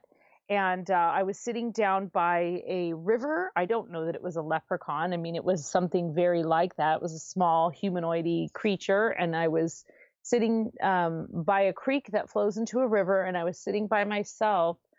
And I was just, I was a little kid. So I was just, whatever, singing to the babbling brook or something. And I looked up and I saw it and it looked at me. And I remember I turned to yell for my mom to come and see it. I wasn't scared. I thought it was really cool, and I wanted my mom and sister to see it. And when I turned back, the leaf, it was kind of, there's this particular plant that grows in California, and we just call it like an umbrella plant, but it has a really wide leaf, and it grows in the creek beds. And that was moving, and it had been previously standing right underneath it. And so I turned, and that was moving. So I've seen that. I've seen a few other things out of the corner of my eyes. People have sent me a lot of photos. Some of them are very convincing. Some of them are very surprising. Some of them look totally photoshopped. So, I've definitely, and one time I was in the woods and I was camping. I was a teenager And this was something that we did in rural California. It was we would camp with our friends. It was just like, oh, we would camp out on the weekends. And so we were camping, and I just like went for a walk or some kind of like weird teenage girl thing, and was by myself, and I got completely turned around, and we were camping in this area that I wasn't really familiar with. And I got really disoriented, and I sat down, and all of a sudden I felt two kind of like hands reach behind me and kind of point me in this direction. And when I felt that, I looked, and that's when I realized like I could kind of vaguely see the firelight from there. And when I turned around, it was just these two branches of the tree that had kind of like pushed out, and then they were just like sort of pointing me in that way. So I felt like that was some kind of, yeah, maybe I was partying a little too hard as a teenager, or but I did feel like a real strong presence with that. So yeah, I've seen a few things. I mean, it's hard to say what they were, but they definitely weren't of this, mortal world. Armando is asking if you've Love done. that name. Yeah, isn't that great? Rolls off the tongue, right? Beautiful name, Armando. Armando. Love Beautiful it. name. Beautiful name. I bet she has nice eyebrows. I'm just saying. Probably. Anyways, Armando with the nice eyebrows is asking if you have looked into the legends of Thunderbirds and what you think of those. A little bit.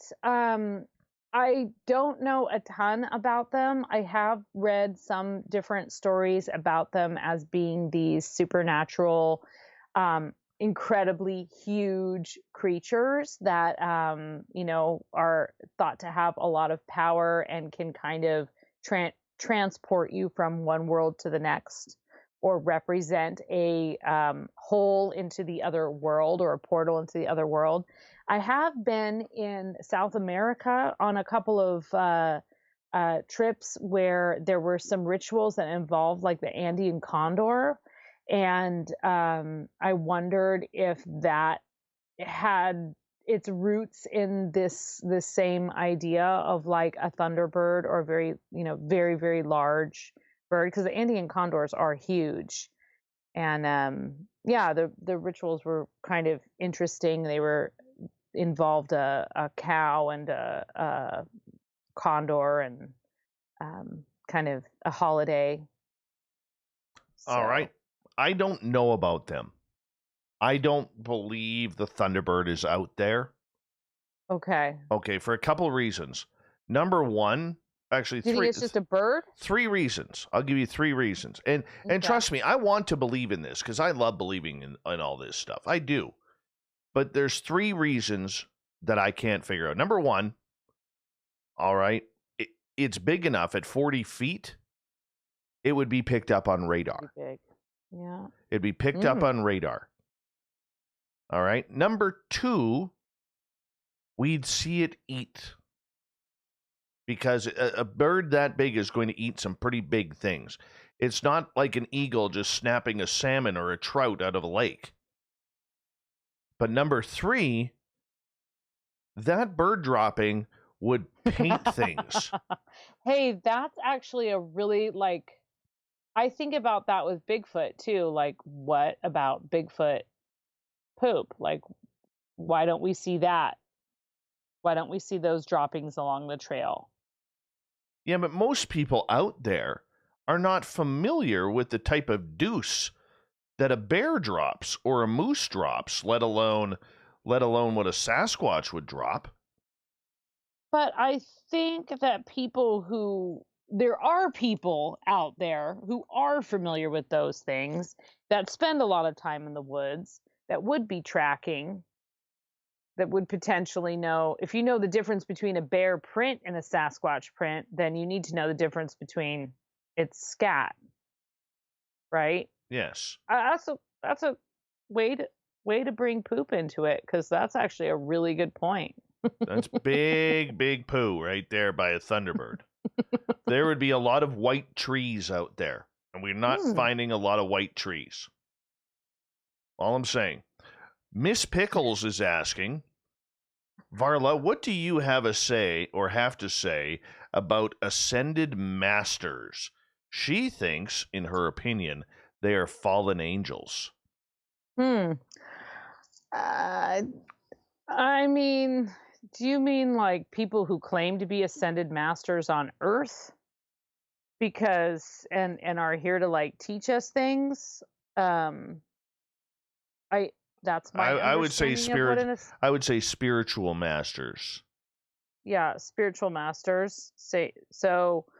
I've never met one, so that's all I'll say about that. All right. Let's see. I'm just going through the chat room here. All right, I got another one here for you. This is from my Pinterest list that I have. Did you look me up on there yet? Yes, your books are on there. Oh, yay. Yay. Yeah, they're with on like angry faces drawn across. Big X's out of them. She boils children. Exactly. Cannibal. All right, let's get to a monster here that we might be able to ask you about. Let's go. Let's see here. Have you ever looked into the Kushtaka from southern Alaska? No, I have not. Okay, this is apparently a shape-shifting creature that are a cross between an otter and a man. What? The Kushtaka makes noises that mimic children and wives to lure fishermen, though they are sometimes helpful tricksters. Okay, so that is very similar to a selkie, which you hear a lot about, especially in Ireland and Scotland, and that is a shapeshifter that is a seal, and you can, like, the seal comes on land and transforms into a beautiful woman, and if a man captures her coat, he can marry her. He has to hide the coat away. He can marry her, they can have children, and then if she ever finds her coat, she has to return to the sea. It's this really like bittersweet legend. And there's a lot of wonderful songs and poems about the Selkies. So that is really cool, and I'm going to look into that more because that's fascinating. Makes sense that you would have a creature that is kind of similar, but with an animal that is more prominent there. Sovereign wants to know if you've ever chased down jackalopes. I love jackalopes. I have not chased down a jackalope, but I do belong to a society, a secret society in San Francisco, and our logo is a Wolpertanger, which is basically a jackalope plus chicken. A jackalope with chicken legs. It's a chicken, bunny, antelope hybrid. It's really cool.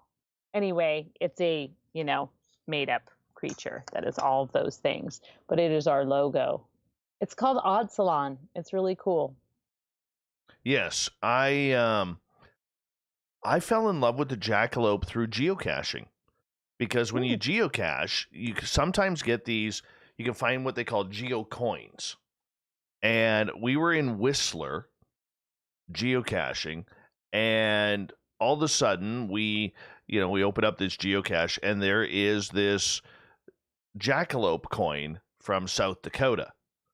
And I was like, that is the greatest thing ever. And I just fell in love with the jackalopes from there. Totally want a stuffed jackalope.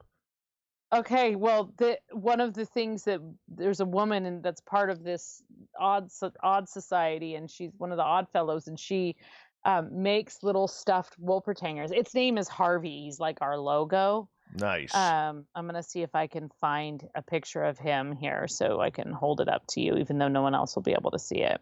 I'll show it to you later. But yeah, I love jackalopes. I love Wolpertangers. All those kind of hybrid beasts. There was one thing we were talking about earlier. I know we're like running out of time, but it did pop into my mind. And just when we were talking about like the idea of, you know, nature and having respect for nature, and I really think about that a lot when I'm reading about or researching mermaids. And when I was writing that book about mermaids, this came up a lot because I have spent enough time in the ocean to realize how quickly you can get disoriented and how fast and strange the currents are, and how enchanting the and lulling the waves are. And, you know, if I, you know, I've done like some it sounds funny to say snorkeling off the Northern California coast, but I have, and it's beautiful. It's all the beautiful kelp and all the colors. You think it's all just like green and gray, and there's just this gorgeous rainbow of colors. And then you look up and you realize that you are, you know, really far from your diving partner without even meaning to be. And and I think that there's an element of the mermaid in that shifting, in that getting disoriented, in that like you know, that panic of not being able to breathe, the lack of oxygen, the beautiful hair that is the kelp that is luring you in, something that wraps around and pulls you in. And I think it all kind of comes down to that that sort of relationship with nature and the currents, and as with the river. We've got about 1 minute and 40 seconds here with you before we got to go to break at the top of the hour. Varla Ventura is our guest. Have you ever heard of the Tuatha Danann? Yes. Jim yes. wants to know, what's up with that? Yes, that's a kind of a Welsh fairy, and they're perceived as both benevolent and a little bit dangerous, and can be, I believe, usually like a female fairy. I've got some info on it I can pull up at the break. Well, I have no idea if that's how you say it. I was actually like putting Welsh words into a translator and trying to get it to say it properly, because Welsh and Irish and Scottish, the Gaelic languages, do not sound the way they look. So I'm not sure how to say it. Put it in the translator. Yeah. Now, Aiden, we got about 30 seconds. We'll sneak Aiden's question in. Have you ever seen a fairy, including the fae known by one name as Meanlocks? I have never personally seen one. I'm not familiar with that particular fairy. Me either. But nonetheless, we got you for another 30 minutes here on Spaced Out Radio. I don't know where we're going to go. I really don't. Who knows? You know, the beautiful part about what people don't understand is you and I do not plan any show. We just run with it. We have no idea what's going to happen. We have no idea. Sometimes you pick a theme, and then we just go with that. But we usually know that like right before, like literally right before. Like, okay, we're going live. We're going to talk about monsters. Absolutely. What are we talking about tonight, Varla? I don't know, Dave. How about monsters? Okay, let's do it. Varla Ventura is here for another 30 minutes, and we're going to get to the SOR Newswire and the Thought of the Dave. A jam-packed Hour 3 of Spaced Out Radio coming up next.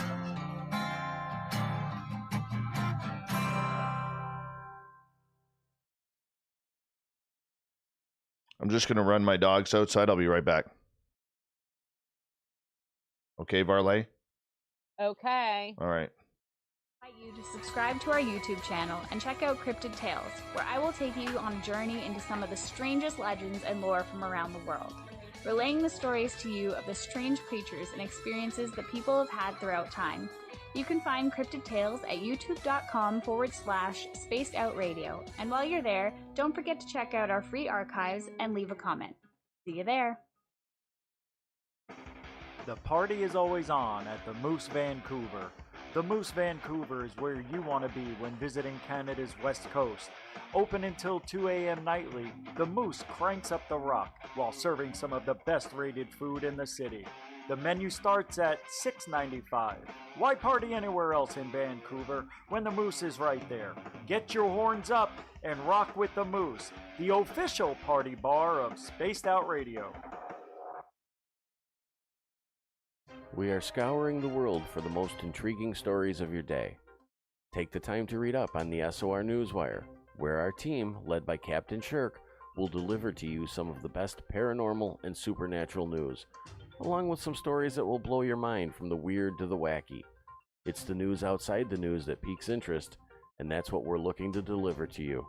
The SOR Newswire, only at spacedoutradio.com.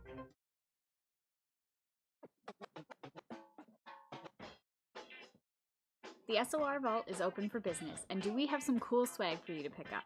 All you have to do is head over to our website and click on the SOR Vault. You have a variety of cool logos to choose from, and put them on anything you want. T-shirts, hoodies, hats, coffee mugs, you name it, we can get it to you. So do your shopping by supporting the story you love. Get your Spaced Out Radio swag at the SOR Vault today.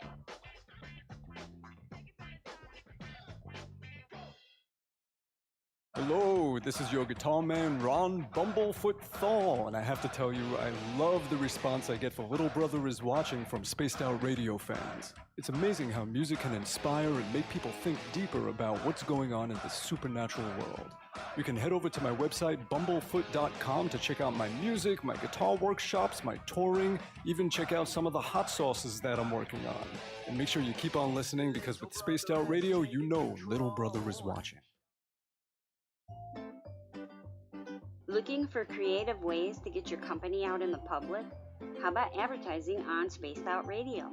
Our sales department is waiting to hear from you, and we can work around any budget.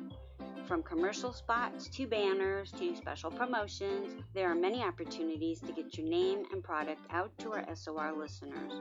For a price guide and more information, please contact us at sales@spacedoutradio.com. For the price of 1 cup of coffee a month, you can become an SOR Space Traveler.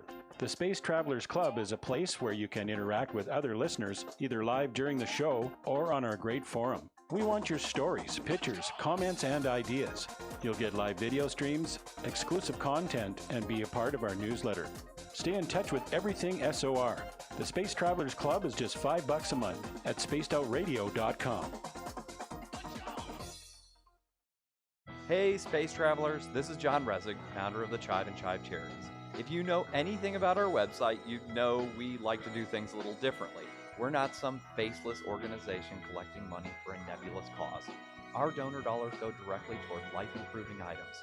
Then we give those items directly to an underdog who needs it most.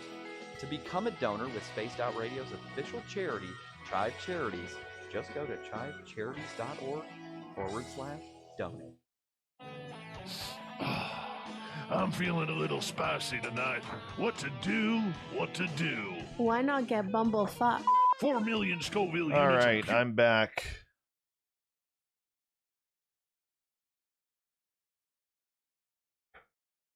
I'm back. Hi, Jen. No, I do take my dogs out. I do. That is the truth. I do take my dogs out. My dogs are old, and if I don't take them out, they get, sometimes they get messes in the house. I don't like that. Hi, Ian. How you doing, man? Varla? My dog was looking over here, and I thought somehow she could hear you even though I have headphones on. She came down to hang out with me. Perfect. During the show. Yeah. Hey, Super Quest, how you doing? Oh. Jurassic Joey, good to see you. I have a German Shepherd and a German Shepherd Cross. What is that? That's the Werpel Tanger Cool. Odd Salon logo. Yeah. Very cool. By the way, something interesting. My audience already knows this, but I have a ghost dog that looks like my German Shepherd.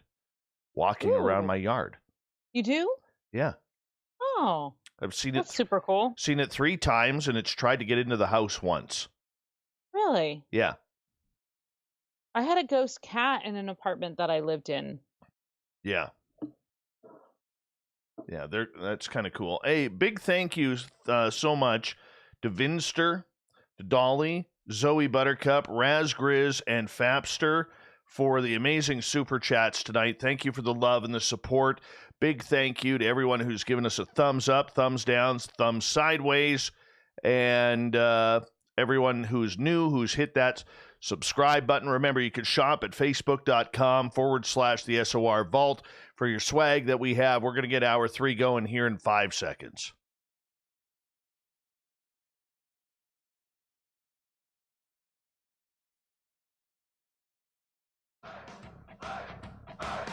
Would you like to connect with us? Head to spacedoutradio.com for all your latest show info.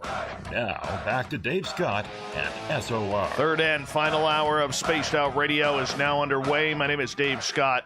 Thank you so much for taking the time to tune us on in. We welcome back everyone listening in on our terrestrial affiliates around North America, digitally on TalkStream Live, Revolution Radio, and KPNL. Remember, you can check out all of our archives for free by going to youtube.com/Spaced Out Radio. Do me the favor, hit that subscribe button. The Desert Clam has set the password for tonight in the SOR Space Travelers Club. What do you got for us here, Clam? Wang'em. Wang'em is your password. Use it wisely, Space Travelers, as the Clam sets a password each and every night right here on Spaced Out Radio. Our website is spacedoutradio.com, where we have a plethora of features for you, including rocking out to Bumblefoot and reading up on Captain Shirk's SOR Newswire. Follow us on Twitter at Spaced Out Radio and on Instagram at Spaced Out Radio Show. We continue on tonight with Varla Ventura. She comes in every couple of months to talk monsters all around us with Our Cryptid World. Her website, varlaventura.net. If you want to check it on out, you can buy all of her books at any major bookstore, so check them on out. Varla, welcome back. Why, thank you. Oh, you're very welcome. Very, very welcome. As we continue to talk monsters. And right during the break, I was telling you about the ghost dogs that I have. Mm-hmm. Yeah. Yeah. We have actually a lot of ghost animals around here. We do. You know, I have probably one of the 2 trippiest experiences I've had is when our cat passed away a couple of years ago. I actually felt the cat jump on my leg in the middle of the night.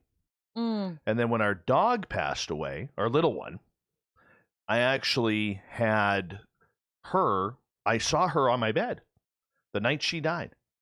Saw her lying on the bed where she normally saw, and I'm like, her name was Zero. I said, Zero, you got to move, honey. You got to move. I'm coming in. Like totally blanking out that she died earlier in the day, and watched her get up and move, and yeah. I crawled into bed, and then she kind of disappeared. Wow. There was an apartment I lived in where I had, well, I think it was a ghost cat. I would occasionally see this, cat, but it was always like down the hall and away, and I'd had cats for years, growing up. We always had a black cat or 3 around the house, and I had been living for a while in this place in San Francisco, and just one of my cats had died, and I didn't have a cat. And I kept seeing a cat, and actually, in fact, one time my mom came and visited and stayed the night, and she said, I think there's a cat here. I can't figure it out. It's like, we think there's a cat ghost. So yeah, that's really cool, actually. I like animal ghosts. Getting back to monsters, Varla Ventura. Oh, just getting back to that question that somebody had asked about the Twilitag or the Twilitagimin, or however the heck you say it, because it's a Welsh word. Someone had asked in the I think it reads in English as Tawith tag. That's kind of just an umbrella term for fairies in Wales. and what used to be more commonly known as Gwillian or Gillian. So there's a particular kind that live in mines and are equated as like Tommyknockers and things like that. But just wanted to get back to that because I had a brain All right. fart and had to look it up. Kevin is asking if you've looked into the study of Wendigos. I have. I've actually had I've had a Wendigo. I had a Wendigo summer, ironically, last summer, in which I was actually writing a story, and the Wendigo kept trying to creep through. And it really made me think about what that legend really is or means or represents.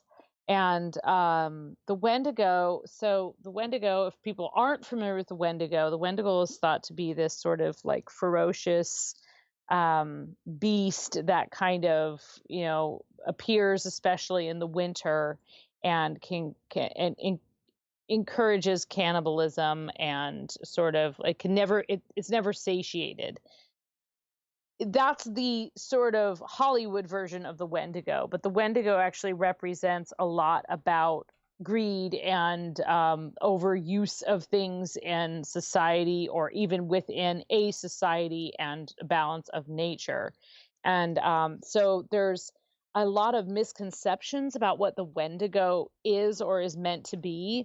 But one of the things that I think of with the Wendigo is the Donner Party. And having grown up in that part of California, I have a friend who's an archaeologist there, and he did a bunch of, he was doing a bunch of work up in the Sierras, up in the Donner Pass area. And if you don't know the story of the Donner Party, it's basically people were, traveling from the Midwest out west, trying to get over the Sierras. And it's about a 6,000 foot elevation, and it gets a lot of snow. In fact, the snow never really melts there. So it's a pretty treacherous pass. It's now called Donner Pass. And it's very rocky and craggy. There's not a ton of woods. And this is after already crossing over the Rockies and all of that. So, they were led to ultimately they started to eat one of the members of their party that had died. Was kind of what happened with them. That's true cannibalism. But the story actually that my friend told me, who was working on a survey in that area, is that the indigenous people in that area actually knew the Donner Party was there, and they were tracking them, and they were like watching them. And this is post contact, so they had every reason to be wary of who this was coming through their camp. And they were kind of watching them for 2 or 3 days with the the ability to kind of like they had like a good vantage point, and they were watching over them. And then they resorted to cannibalism. And at that point, the indigenous people were like, no, we cannot help them. We need to protect ourselves and get away from them. So the irony of that situation and the sort of Wendigo there is that their own greed is really ultimately what killed them. So yeah, there's a lot of Hollywood versions of the Wendigo, but I think it has a deeper meaning there. It has antlers, right? It's sometimes depicted as antlers, usually very furry, black fur, or dark fur. Looks something kind of like, it's most common in like where I am in this northern part of Minnesota. You see it in the Dakotas, the Lakota, and also like further up into Canada, or what's now Canada. We've been in Canada for a while, just so you know. Yeah, you've been in Canada for a while. Yeah. But we were not, I'm talking about the Dakota people, not the states called the Dakotas. I know, I'm just teasing. I don't know. Are you even Canada anymore? Always. Okay. Always. We don't know about the Albertans. I love Canada. We don't know about the Albertans. But we can't tell. We can't see over the border. We don't know what's going on well, up there. We're not allowed through. Saskatchewan, We you just have to can. trust It's so you. flat that all you got to do is wave, and the people in Saskatchewan will wave back. All right. Yay. Chuckles, who wears his hair in a beehive bouffant type hairdo, he is asking if you've ever seen or looked into the Pukwudgie. In like the New England area, goblins in the New England area, goblin-like creatures. I have not ever seen one. There's a guy, actually, I learned about the Pukwudgie from a man named Ron Kolick, who is this really awesome paranormal investigator, runs the New England Ghost Project. And I met him many, many years ago, and I was actually on his show with like one of my first books, and we were talking about, and I had never heard of them. And he says it with this wonderful like New England accent too, so it's really funny. But they're actually they go back to pre-colonial times, pre-contact. They're these little sort of small humanoid creatures that people lived in relative harmony with, but that they definitely like knew were there and respected their area. So Ron had a couple stories of more modern sightings, but I haven't spent a ton of time in that part of the country. So all right, well, let's get to another one here, because Raul is asking about Deer Woman, if you've heard of that one. Deer Woman.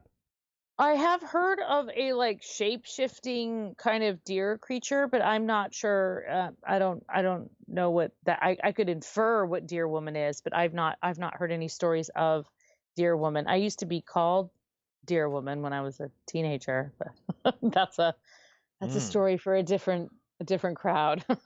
And That's just a for Vegas story. and just for the audience to know, one of our Saskatchewan listeners, Prairie Fire, was waving. So if anybody actually waved at Saskatchewan, Prairie Fire waved back. Thank you. I saw you on the southern prairie. I feel like Minnesota is honorary Canada. I feel like we kind of get some of the Canada cred. Like of any state in the U.S. would be Canada light. It's us. You know, we got some tough people here. It gets cold. It gets colder in Minnesota than where I am. I can tell you that. It does. I know. When you told me it was cold, I was like, oh, it's gonna get. It's real not even cold this cold week. right now. It's not I'm even from cold. California. I don't even know why I'm here. Not only do you move to Minnesota, but you allow your son to be a goaltender. Yes. I just like to shake things up. You know, why do what is expected and move to Vegas, Dave. That's my goal. That's my goal. If any radio stations in the United States would like to pick us up, I will move to Vegas. I have no problem moving this show to Vegas from the cold of Canada. Hey, they got the Knights. They got an NHL team now. So. I know. Now really I can move cool there. Logo. So yeah, now you can move there. There's now I hockey can move there. Exactly. Because there's hockey, even though it's crappy I do hockey. have to think about that. Whenever I think where else I'd like to live, I have to think, well, it has to be somewhere with a really good youth hockey program, because there's no sign of it letting up. No kidding. Cap. That looks good. The Tim Hortons ice cap is fantastic. Yeah. Yummy. Absolutely. All right, let's continue on. I want to see if you know any more of these that we found on Pinterest here. This is like Stump the Chump right here, only like it's exactly magical things. All right. How about let's go to Bladen. And I want the record to state I do not have a phone in my hand. I am not Googling anything. I am allowed to reference my own books, but that's it. All right. Let's go to this one here. Bladenboro, North Carolina. The Vampire Beast of Bladenboro. Have you heard of this one? No, I have not. Okay. Gruesome deaths in the 1950s of mutilated livestock and dogs drained of blood led to reports of something vaguely feline and huge living near Bladenboro. Nice.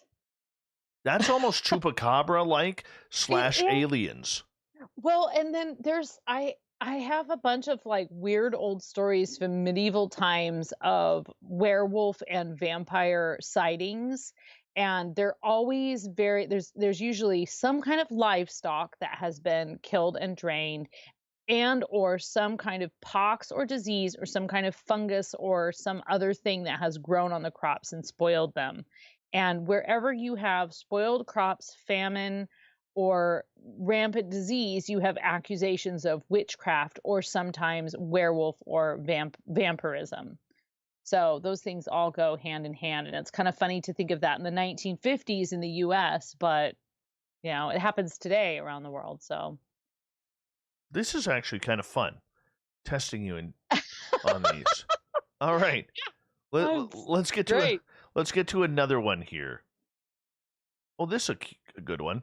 The Spiteful Mermaid of Pyramid Lake, Nevada. So I'll read the description to you. Okay. It says, while Area 51... Pyramid Lake. I know Pyramid Lake. Okay, so it says, while Area 51 gets all the fame and glory for its supposed alien autopsies, fewer people know about the curse of Pyramid Lake, which happened after a Paiute man fell in love with a mermaid. His tribe rejected her and told him to throw her back in. She cursed the lake, brought the settlers, and ignited a war. Talk about spite. In modern times, the lake has drowned locals, spitting them out as far as Lake Tahoe. Whoa. Well, that's an age-old tale of drowning someone in the lake and then the lake becomes cursed. In fact, there's quite a few mermaid origin stories that involve, in fact, the very first mermaid story is based on a Syrian myth about a woman who is like trapped in this lake because she fell in love with like the wrong guy and he like tossed her in there, and then she's like eternally doomed to be, half fish. I didn't know that there were freshwater mermaids. Yeah, so there are, I mean, basically anywhere it makes sense, right? Because water is life. Anywhere you find water, you're going to find some kind of water spirit attached to that in legend, especially if it's an old source of water or an old lake. Right. And you see that like all over the UK, there are fairy wells everywhere. And all along the coast, you get a lot more of the mermaid, any kind of like aquatic based society. So island nations have their own versions of supernatural creatures that are in the water, like were dolphins and things like that. So instead of shape-shifting to be a wolf, it shape-shifts into an otter or a dolphin or another kind of like more commonly seen creature in that area. But yeah, there's all kinds of like domesticated or like domestic not domesticated but domestic mermaids. They're not quite they don't always fit the same description, but they frequently do have that like half whatever, like half, sometimes it's a half like eel or water type snake, half person. Not always like the most gorgeous like kelpie woman, but and then you have all those like creepy things we talked about in the beginning, like the peg powlers and stuff, that are these sort of aquatic creatures that will reach out and drown you. Water is life, and water is also very threatening because you can't breathe in it, so can't live with it. Very true. Can't live without it, can't live in it. Jim is asking about the alleged demon cat of the White House. Oh, okay. So I have heard that there are a number of White House ghosts. And of course, writers who are far more adept than I have written entire books about the ghosts of the White House and the legends of the White House. And I have heard that there is a cat. I didn't know that it was known as the demon cat, as well as a couple of other animals And then, like, some people say that the ghost of Abe Lincoln kind of lingers around there sometimes, and a few other, like, random spirits. I wouldn't be surprised at all. Apparently, a few years ago, one of George Bush's daughters was going to come out with a book or just start talking publicly about the ghosts of the White House. And she was asked not to do so. I wonder if she could do it now, you know? That's like the Bushes their reign is over. Well, I don't know. I don't know. It's just one of those curiosity things. I think if any place. That is, I wonder too. I mean, I suppose she could do it anonymously, but that's one of those things like, I have a couple friends who are morticians, and they have off record told me many, many, many stories of strange goings-ons in the, like supernatural strange goings-on in the mortuaries, but on record, they can't really talk about it because it's, it's kind of viewed as like a taboo thing to do, to be going around talking about the ghosts of people's deceased loved ones when you're supposed to be like this professional. I couldn't handle it. A friend of mine is a mortician. I don't know how she does it, but that is something that I just couldn't do it. Couldn't do it. But it'd be a cool place to investigate, that's for sure. Would be a cool place to investigate. Definitely would be. I go for walks a lot when it's not raining ice at night, especially. And there's one funeral parlor that I walk by, and every time I walk by it, it's just a funeral parlor. And then one night I walked by it, and there was a light on inside, and the light was sort of just like shining on this coffin that was very close to the door, close to the window, just beyond the lace curtain. And I walked by it. I walked by it twice because I was like, am I supposed to look in there? It was like I almost didn't want to look in there because I didn't know what was in there. It was like peak COVID times. It could be a crowded situation. I wasn't sure. So I've got a and we can keep playing this game, but and I know we got to wrap it up, but I do have I've been having an ongoing paranormal experience, which I may have mentioned to you the last time we talked, but it's at the cemetery right by my house. And I've lived here for several years, and I've walked through this cemetery many, many times. Like, I'd say several times a week I walk through this cemetery. And it's a small little historic cemetery. I've walked through it multiple times, never had anything. Almost bought a house right across from it, but it had some gross issues that weren't cemetery related. And then about 3 months ago or so, I was walking through it, and I was hit with this jolt of complete like warmth and like body tingling joy, to the point where I was like, I stopped in my tracks, and I kind of like, my stomach started feeling all tingly and happy, and I was just like, what just happened? Kept walking. It was kind of there, and then it sort of faded away. Walked back through the cemetery again, same spot, same thing happened. Weird. And then, so the third time it happened, I said, all right, I see you. I know you're here. Thank you for, making your joyous, ghostly presence known to me. And then I walked through again. I got the joyous presence. And when I got to the other end of the cemetery, I got the heart quickening. Oh, goodness. Yeah. Varla, thank you so much. Oh, my. Talk to you in 2 months, my dear. VarlaVentura.net. Coming up next, we have the SOR Newswire. We have the thought of the day. Stay tuned. Spaced Out Radio continues after this.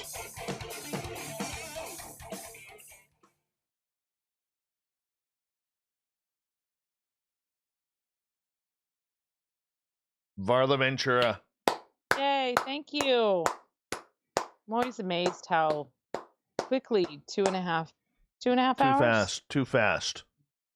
2.5 hours. Way too fast. And then I like to stay on it, and then I just tune in myself and I listen to your news recap because I feel lonely after we say goodbye sometimes. I know. I hate it. I hate it. I hate it too.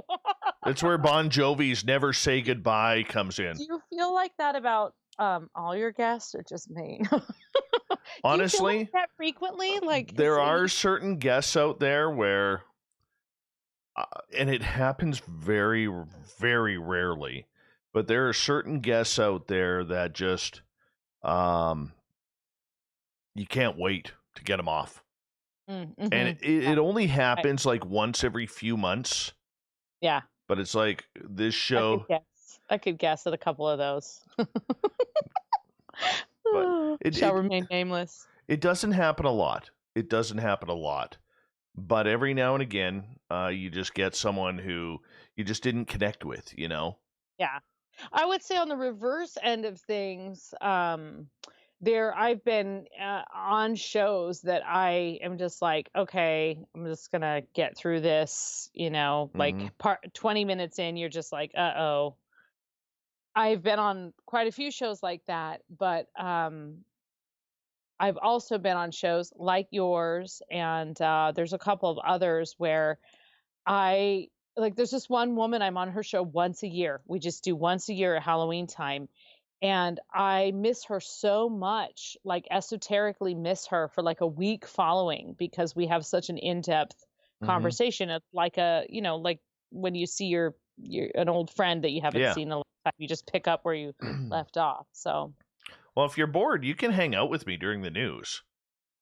Oh, I'm not. No, I don't need to do that. I just I don't mind. I don't mind if you want to hang out for the news. You're more than welcome.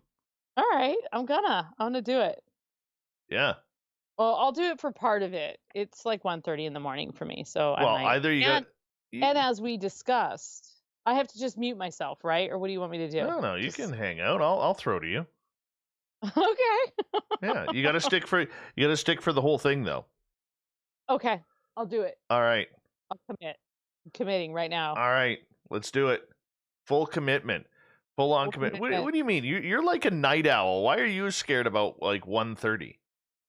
Because I didn't sleep last night. Neither did I. I got abducted by aliens. I took a power nap earlier, though. I don't know if you had the chance to do No, that. I did not. I slept for like an hour and a half from 5 p.m. to 6:30, and it was great.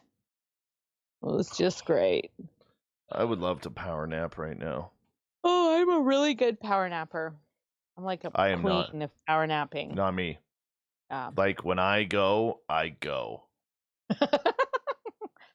When I'm out, I'm out. Yeah, apparently you go to like alien abduction land.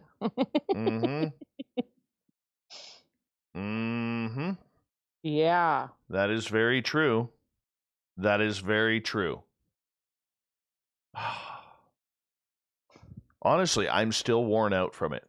Yeah, that's so intense. I've had a lot of like pretty intense dreams, but I had a really intense dream the other night that I woke up and thought I must have been listening to a podcast that was narrating it, because and just go like this when you want me to stop talking. It's like or you do the little like roundy thing. But in the dream, I was investigating the murder of a woman who had adopted a child from the Ukraine and had then mysteriously gone missing. And in this dream, I'm like walking through this mansion and I can see how she's had been separated. And I thought and then when I woke up, I didn't have my headphones. I wasn't listening to anything. My sick mind had invented.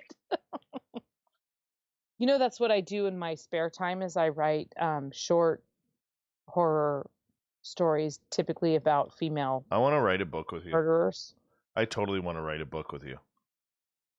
Yeah, you started a book. I know. I have to finish 2 to I know. It's okay. It's okay. I understand. Yeah. Yep. I do need you though to as we got like 19 seconds here. I do need you to read and colorize my biography. Oh, yeah. Because you're good at that. And you love me. And I love you. Hold on, my dear. Here we You're go. gonna buy me drinks in Vegas.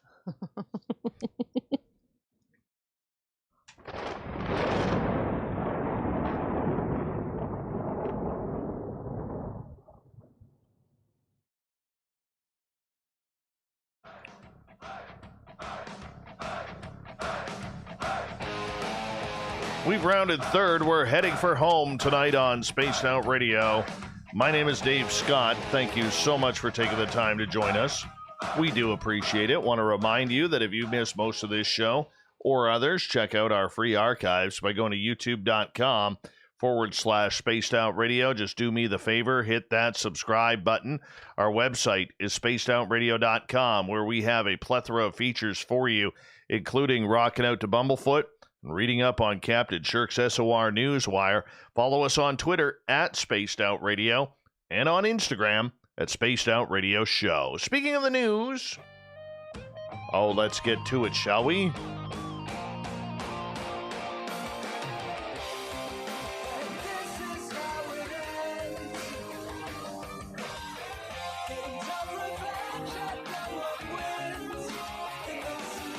The news is always changing, which is why we bring you the SOR Newswire at the back end of every show, where we get to the weird, the strange, the wacky, and sometimes the oddball. And Varla Ventura has decided to actually join us for the news tonight because she wants to hang out. She listens to this all the time, so she's like, I'm going to hang out. So, Varla, we're going to kick things off right here. A Reddit user who joined an online dating site quickly learned that you need to be careful with what you put in your bio. You know why? Apparently, she attracted a slew of drug dealers. Well, so this young lady, she went viral on the message board after sharing a screenshot of her bio that said she had posted onto the unnamed dating site. The user's account bio reads, "Just looking for an oxytocin fix." Not OxyContin, oxytocin fix. And to be on my way, given oxytocin is a hormone that commonly referred to as the love drug, as it's released during hugging and orgasm. It is surely pretty clear what she's after, right? I think she wants to make sweet love by the fire, you know? I really do. So unfortunately for her, though, and she's a beautiful young lady. She's craving contact. Craving contact. That's a good politically correct way to put it. Mm-hmm. So unfortunately for her, people started messaging her offering oxy, as in oxycodone or OxyContin. One user wrote, "So you're looking for oxy?" She goes, "LOL, oxytocin is a naturally produced hormone. It's the love cuddle chemical our brains produce." Another, also eager to help, said, "So I've got a morphine hookup. Would that work?" She says, "Well, seeing as I'm a former opiate addict, I'm going to have to give that one a hard pass, though I appreciate the gesture." So far from being demoralized, the apparent drug dealer countered, "Got you. So you're saying we should stick to amphetamines?" Unsurprisingly, she didn't reply.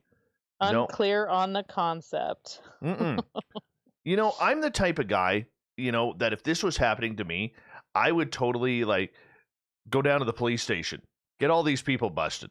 I would. I'm that guy, because especially after my nephew passed away from fentanyl overdose, I would totally do that. Totally.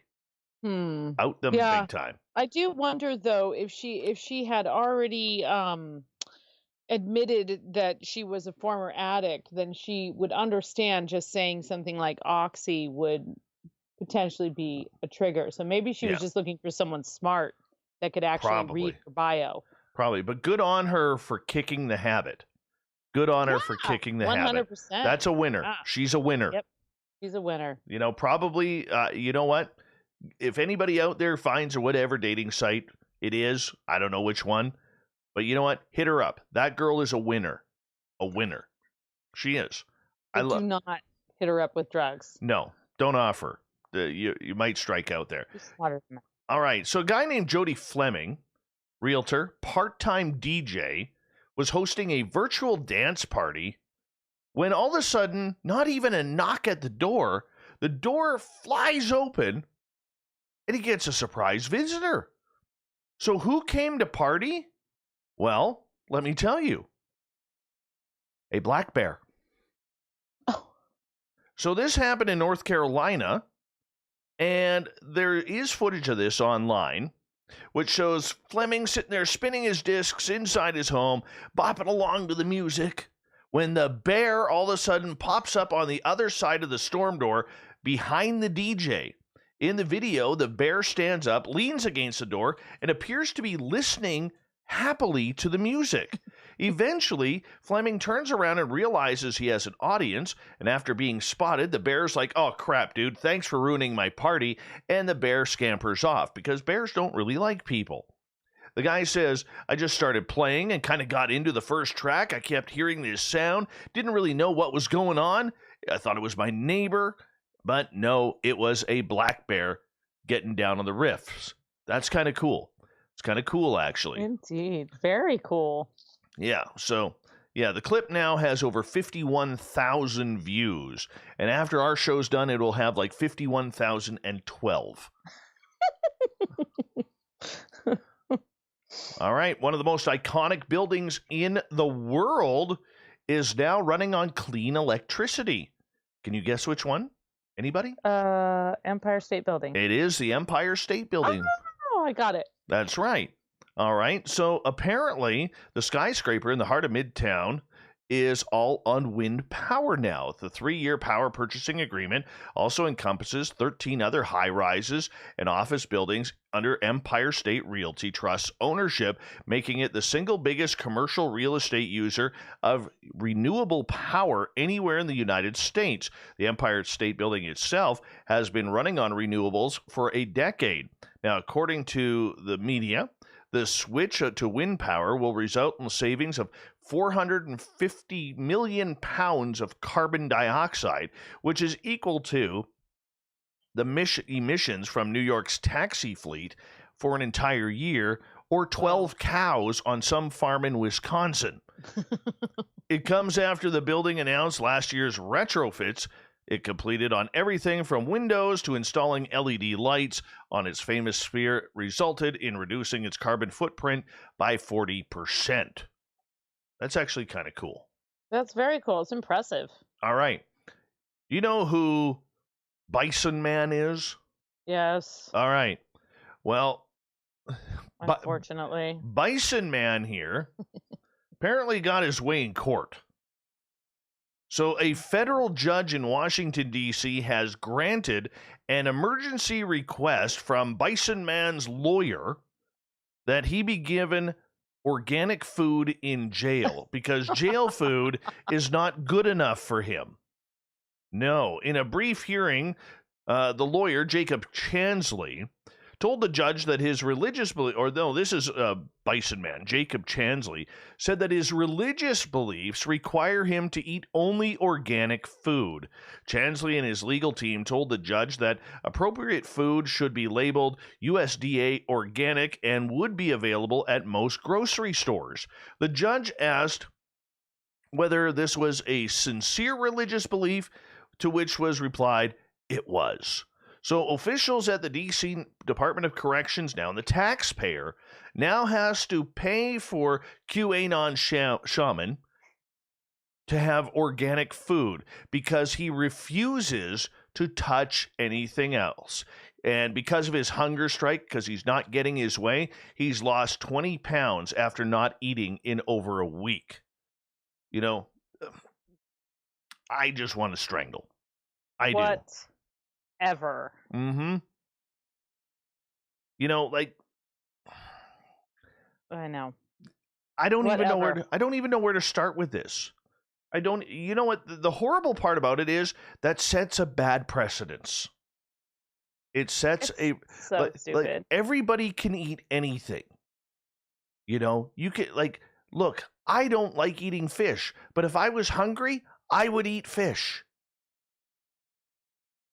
You know what I'm saying? Honestly, that entire, I mean, obviously he has money and he's a privilege if he can hire a lawyer to get him organic food in a jail. So I think that says enough right there. Exactly. Reminds me of the kid, thank you, Corrence, the booking guy, the 5-year-old kid who stole his parents' Dodge Journey in Utah because he had $3 in his pocket, wanted to drive to California to buy a Lamborghini.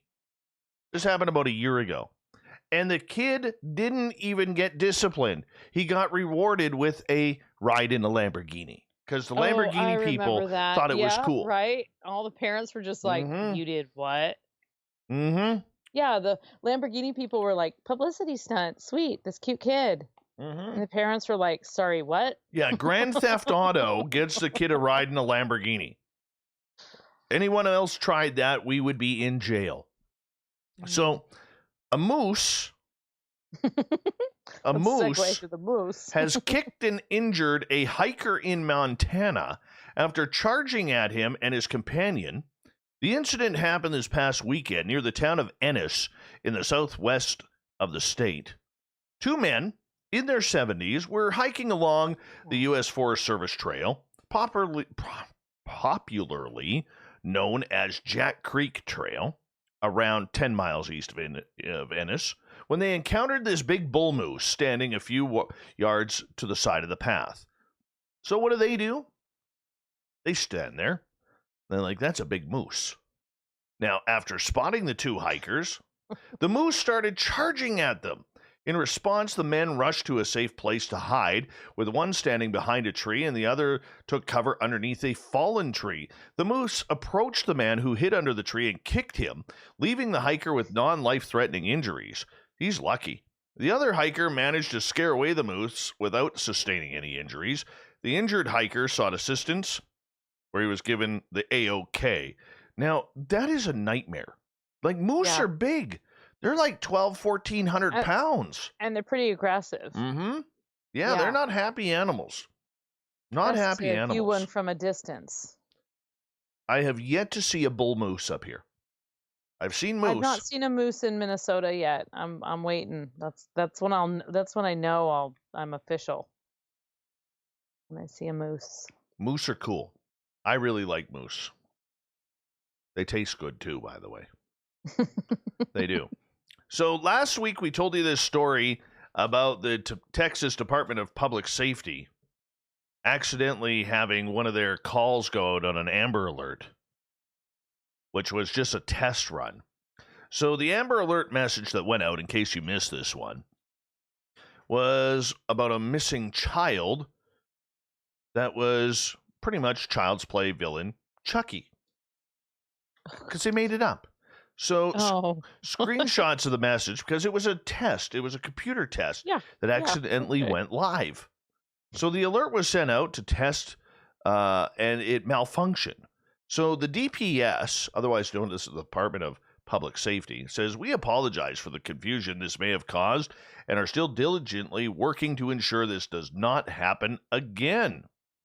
So the unusual text message listed Glenn from 2004's Seeds of Chucky as the missing child. Both Glenn and Chucky were described as having red and auburn hair, blue eyes, with their height and weight reflecting their fictional size in the Child's Play horror franchise.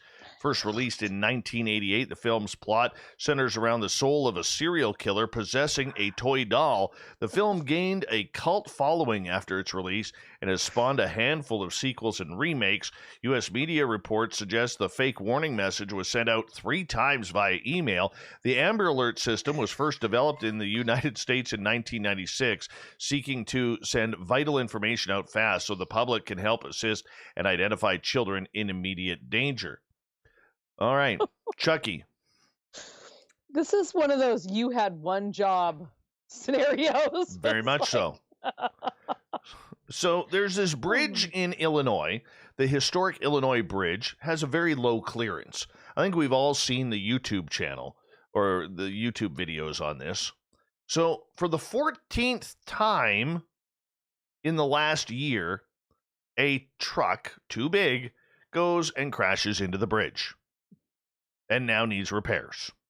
Yeah, witnesses said they saw the truck approaching the bridge on Robert Parker Coffin Road in Long Grove, and it was apparent that the truck and the top of it was going to collide with the bridge cover. And so much it did. John Kopecki said he was outside his business with a friend when they saw the truck heading towards the bridge and shouted for it to stop. However, truck driver didn't hear it. And you know what that means? Say goodbye to your truck.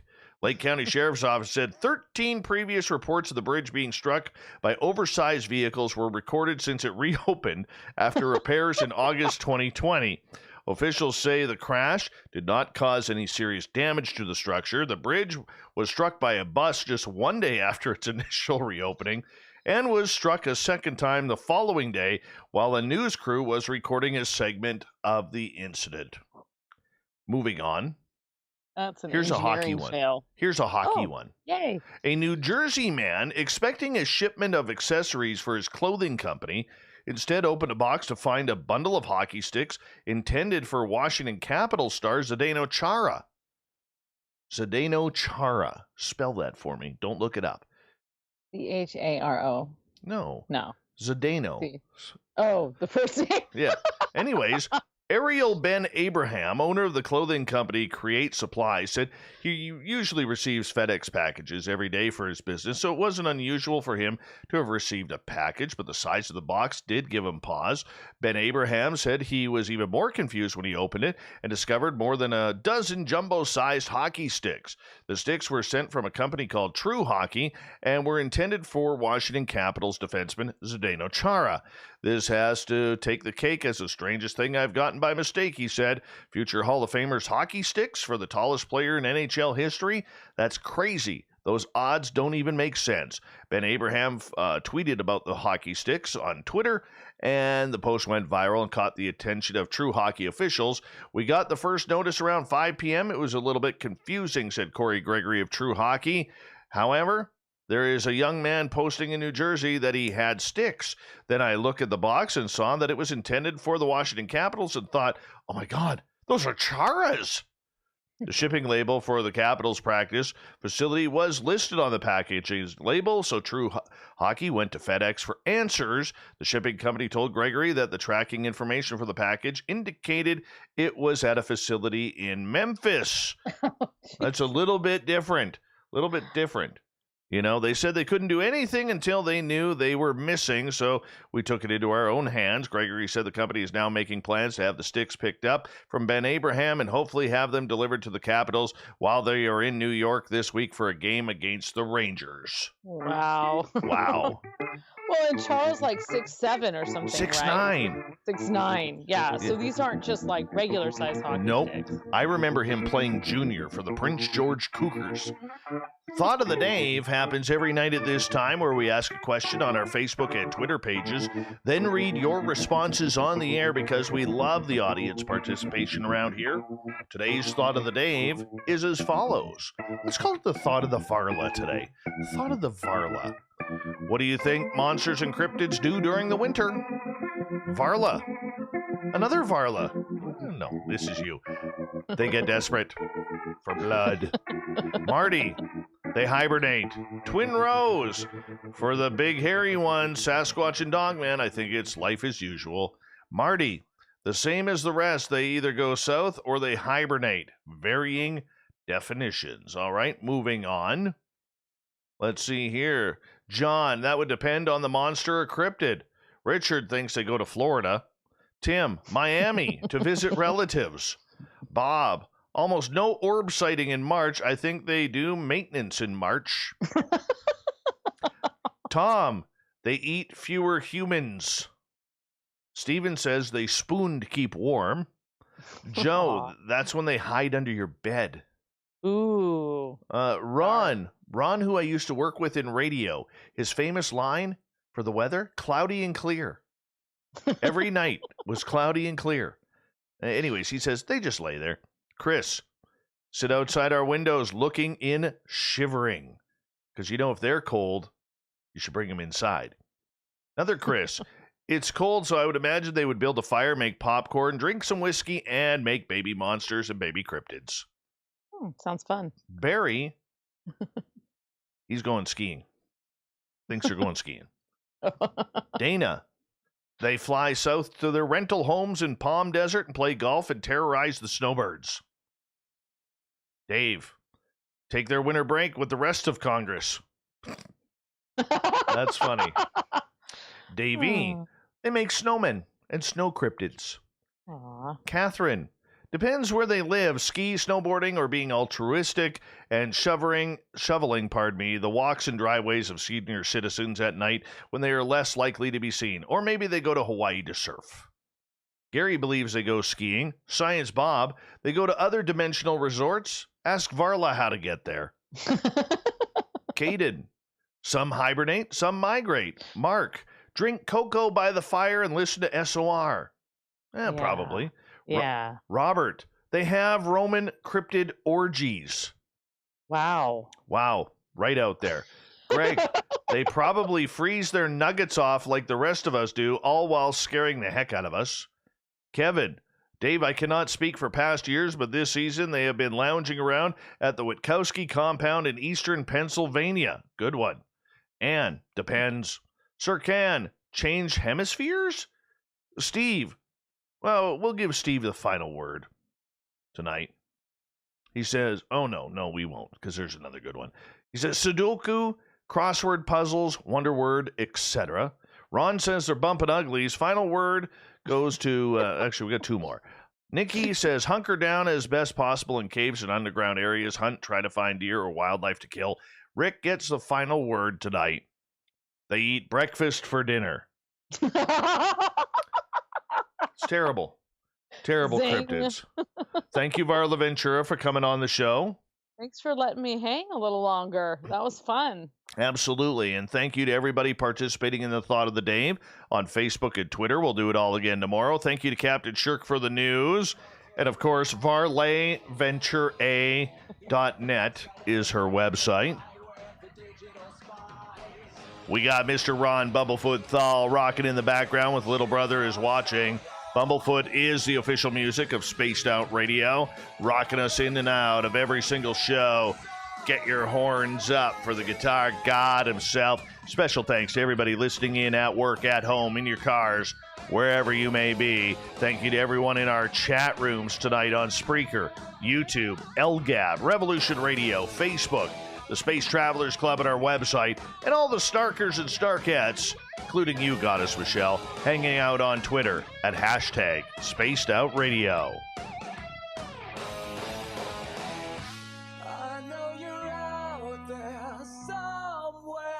Remember, this show is copyright by Spaced Out Radio and SOR Media Ventures Limited. Thank you so much for sharing your evening with us, because together, my friends, say it with me, Varla, we own the night. Mr. Bumblefoot, we need a favor. We need you to take us home.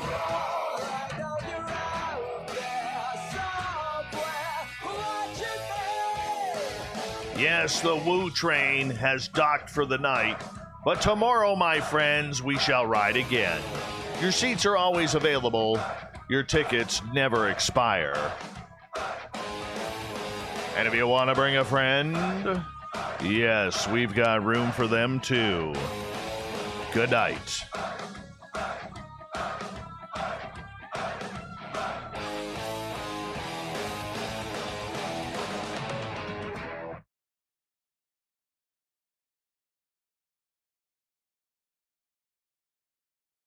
Woohoo! We did it. Oh, that was fun. That was totally fun, Varla Ventura. That was totally fun. I enjoyed that. Thanks for letting me hang around. Oh, no worries. Everybody, let's have a clap for Varla Ventura tonight. Go in the distance. Go in the distance. What did I just close off here? Oh, there it is. Yeah. Go in the distance. Varla Ventura. It's pretty awesome. Pretty awesome. I'm proud of you, Varla. Digging in deep for this one. Digging in deep. You didn't fuck around with the herbicide prices there. You just went for it. Yep. Cannibals just out the gate. Yeah, right off the bat. Let's get to some cannibalistic creatures here. Oh, God. Making my stomach churn. Why not? I know. It's so gross, right? It is kind of. I'm not Yeah. going to lie. It I really know. is. That's what makes it so wonderful. Well, I appreciate you, my dear friend. Thank you. Thank you so much. I'm gonna blow the candle out. You Well, go, that one girl. anyway. You go, girl. Yeah. You go get some Yeah. sleep. Hopefully, it's a better night than what you had last night, what I had last night. Same. I hope you feel better. Let me know how you're feeling. Oh, yeah. Well, when you got Yeah. aliens, I mean, anything can happen, right? Yeah, maybe they can inject you with some sort of like anti-COVID life-saving like Yes. immortality. Absolutely. Maybe. Oh. Maybe. Yeah, let me know. All right, buddy. We'll talk soon. Let's know that in Vegas. All right. Vegas. Bye. Yes. We're going to do this thing, people. Can't wait. We're going to do this thing. Bye, Varla. Bye. Good night. Much love. Good night. Varla Ventura. Love her. Love her. Good night, Jen. By the way, Jen, I miss Art Bell too. Hi, Sandra. Hi, Sandra. Hi, Sandra. Hey, Jay Crave Dog, how are you? I can take these around. Take these off. All right. Hi, D. Swagger. Sandra, you're really late. Dave got aliens last night.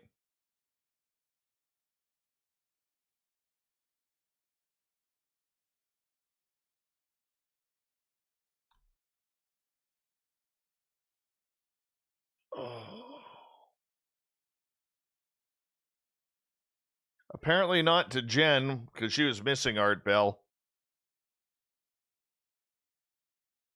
Yeah, Jen, I'm going to let you chew on that one for a while.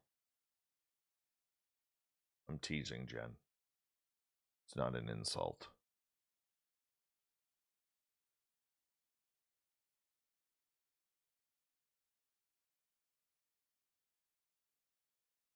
My hair's getting longer, as you could see. Got like another 5 inches to grow. That's about 5 months.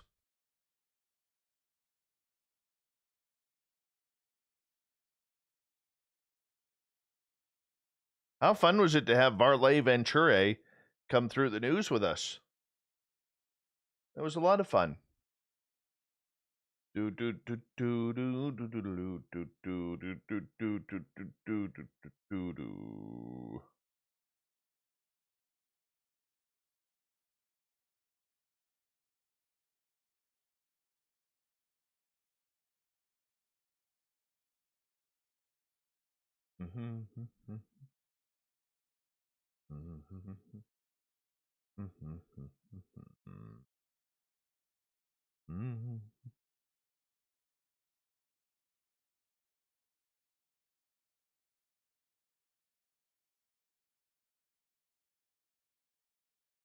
There, now I can see you guys. I don't want to be the Canadian Art Bell. I want to be the Canadian Dave Scott. Then again, I already am. No one will ever be the legend. No one. Even the one host who tries to be the legend, but she just can't make it.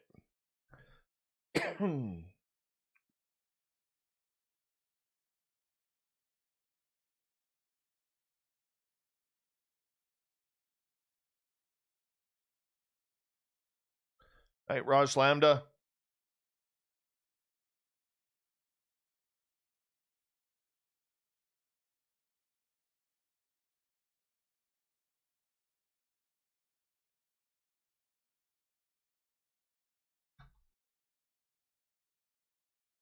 Hey, Geeky Side TI, welcome. Let's talk about Dog Ann. Dog Ann. What do you want to talk about, Dog Ann? Who's Dog Ann dating these days? I don't know. Could be kind of funky. I know you said Dog Man.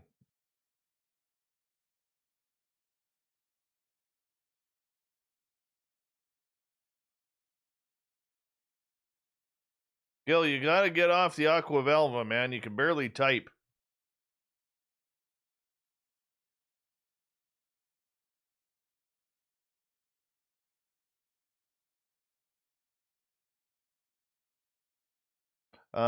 Chuck, there is none because we like people here.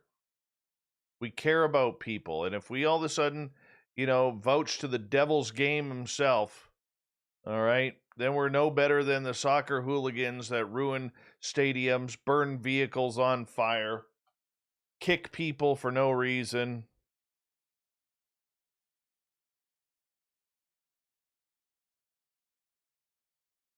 Hooliganism. You ever notice that all of this street violence and everything really started to pick up after parents stopped putting their kids in more violent contact sports? We didn't want to get up at 5 in the morning for hockey practice. We didn't want to take our kids to football practice because we were afraid of concussions. Oh, let them play soccer. It's all about fun. Teaches hooliganism. Look at the world. Why do you think Europe fell apart so fast? Soccer.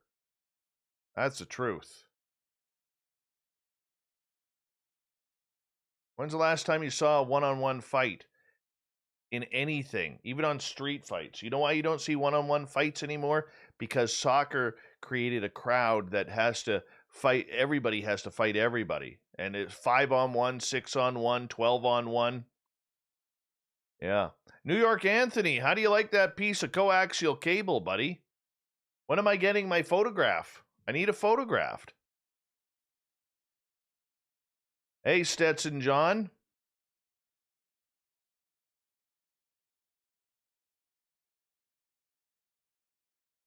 Gil, I can tell you like soccer. I can tell. It's very easy.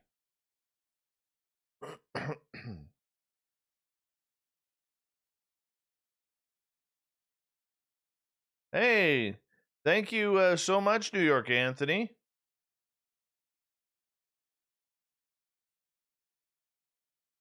I need a picture of you.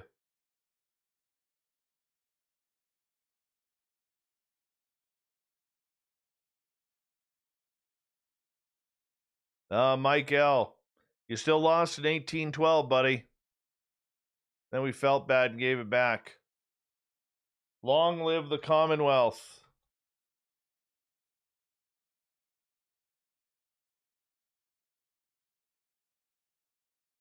Hey there, Steam Train Mark. How's later today looking? Please give me an update to make me know I am alive.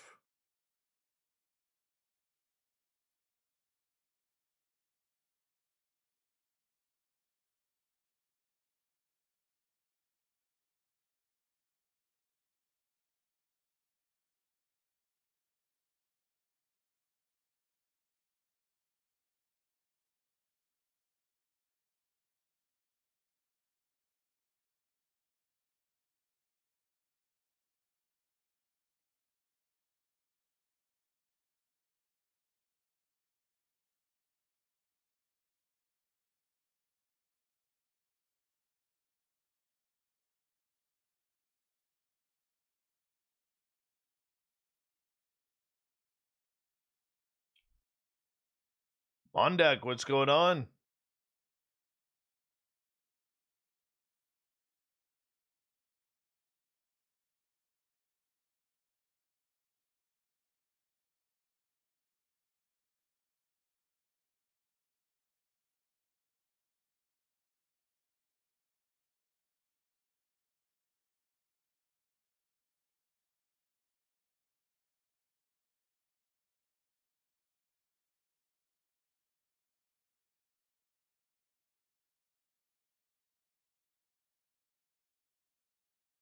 That is so cool.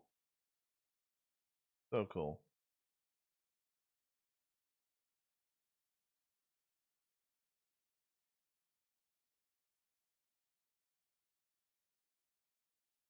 Thanks, Molotov, for joining us.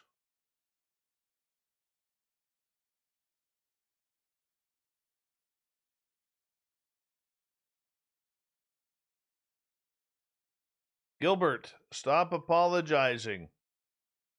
Just stop typing at times.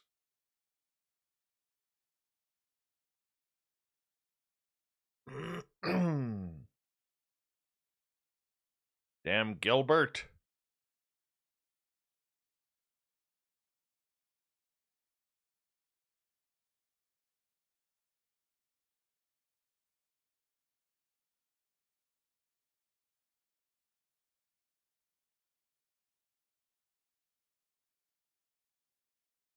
Hold on 1 second here.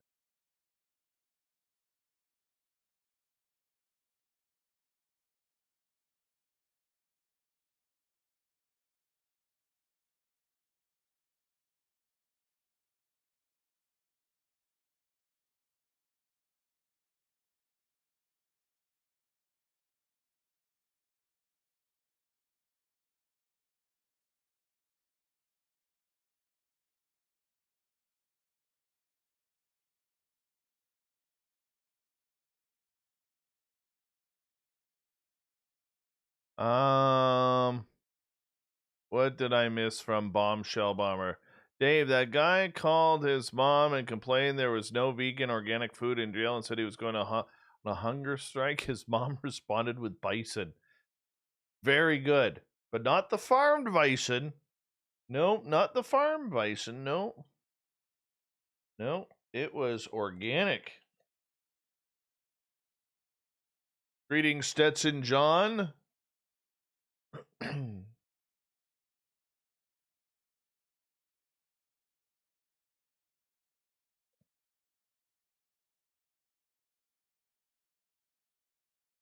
Bye, son.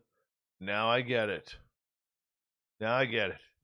I mean, no, she supported him, though. That's the horse shit part. She thinks her son is a patriot.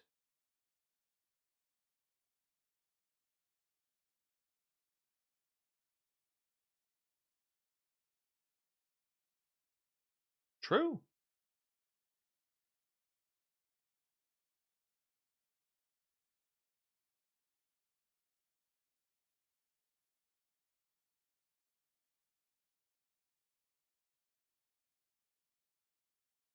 Will you bring back Simeon Hine? Yeah, it's almost time to do that. Send Corrence, the booking guy, an email about that, because we should get Simeon Hine back on soon.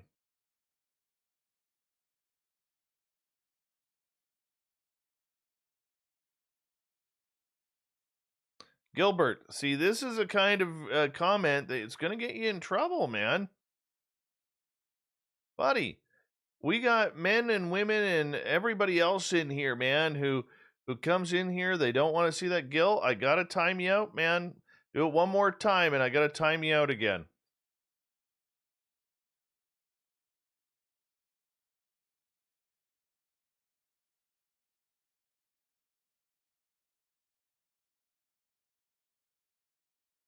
Yes.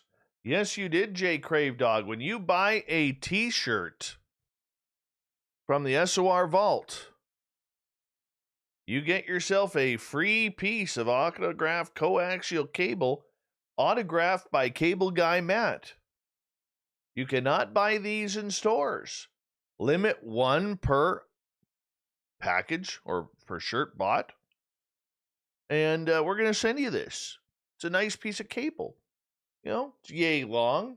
It's like a fidget because you can like twist it if you're a little nervous. You can even go backwards or forwards. You can rub it in your hands like so. But you don't want to do that because it'll rub off Cable Guy Matt's name. Is a fake Dave. No, Dave didn't make them. Actually, true story, Chuck Beehive Chuckles. Cable Guy Matt actually made them. Cable Guy Matt is my cable guy. No, Nikki, Simeon Hine did not.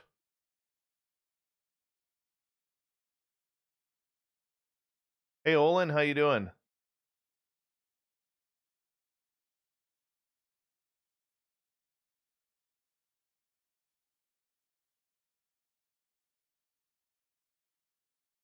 Cable Guy Matt.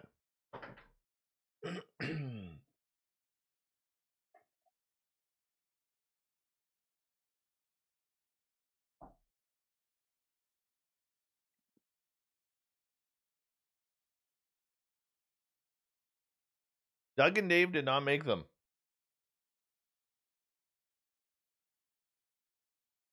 One day we'll get Cable Guy Matt on here, and he'll make some right in front of you. Except it's hard for Cable Guy Matt to get here at night.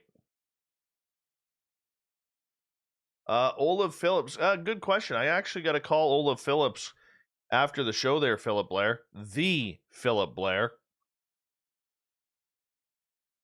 Where are you from, Joey?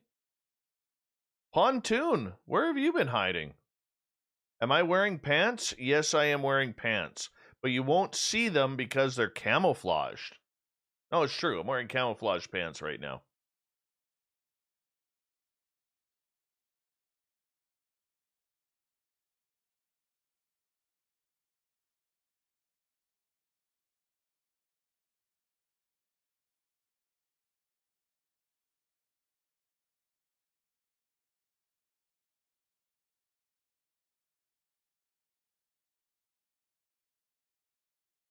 Olin, the most Canadian of us all. Where are you from, Olin?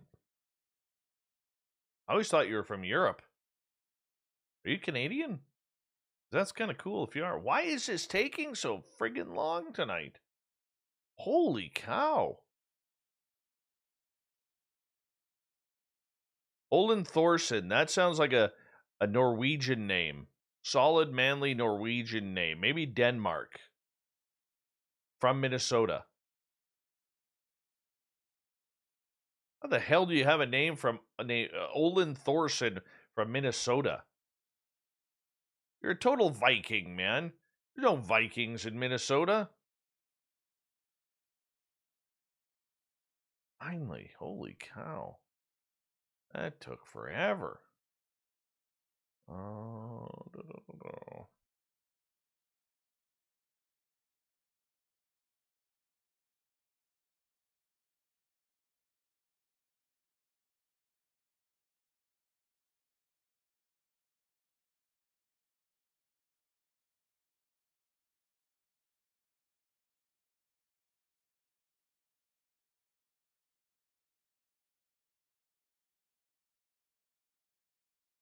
Connie of the Dead, welcome to Spaced Out Radio. Connie of the Dead, you look like, if you're from Sweden, I'm going to guess you're either from Linköping or Sollefteå. You don't look like a Stockholm type of person. Or maybe you're from Orenskoldsvik.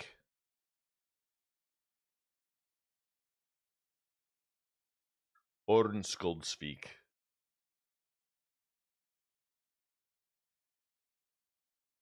Mm-hmm. Didn't think I'd pull out the old Orenskoldsvik. Did you? Nope.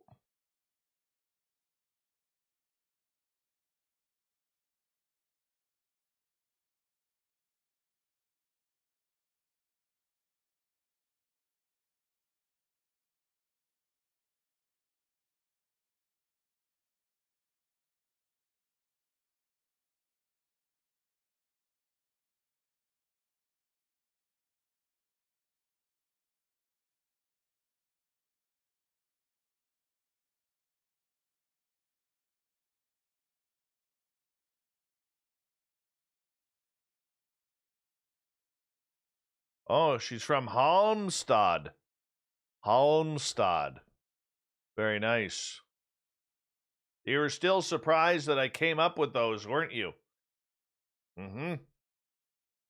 See, the beautiful part about it is when I covered the Vancouver Canucks, the Canucks always had a lot of Swedish hockey players. So I got to learn a lot of the towns and cities.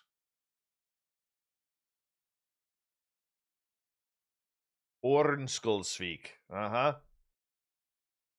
Did you know at one time Orenskoldsvik had an NHL record for the most players from one city?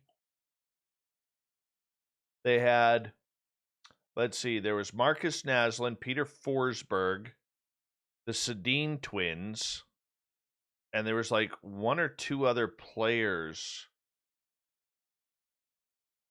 from Ornsköldsvik in the NHL at the time.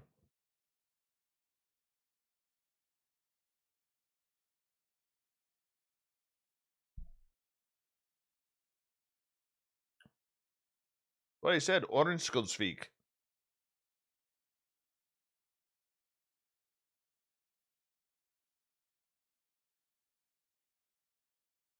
Mm-hmm. Yeah, I went there. By the way, who's everybody taking for Super Bowl Sunday? Do the Chiefs go back to back, or does Tom school the youngster?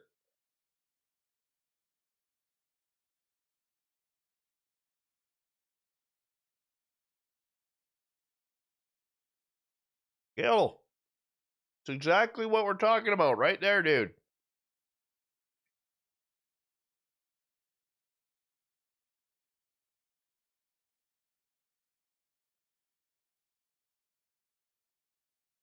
Odense, yes. Justin is a Viking. We have an official Viking here. That's kind of exciting. Canucks drafted a player from Denmark once in the first round. Once. Nicholas Jensen. He did make it.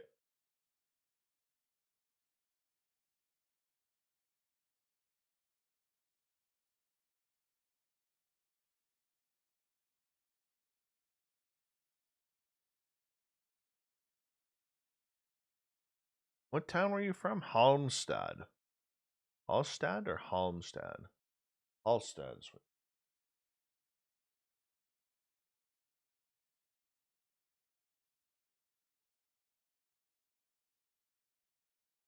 Halmstad. There we go.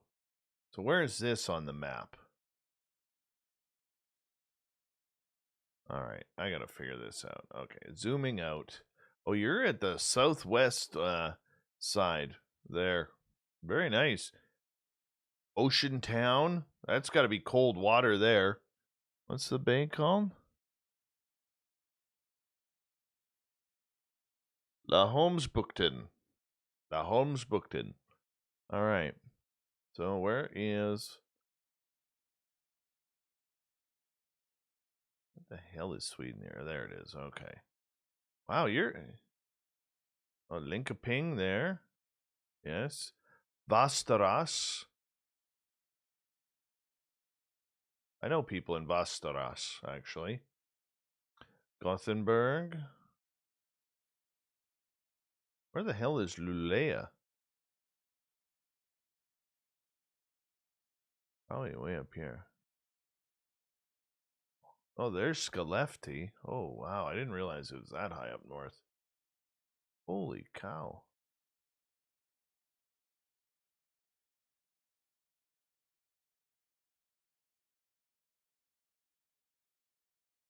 Optea?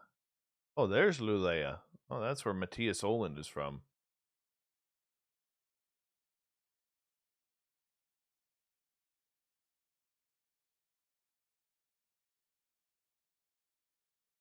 What time is it in Sweden right now?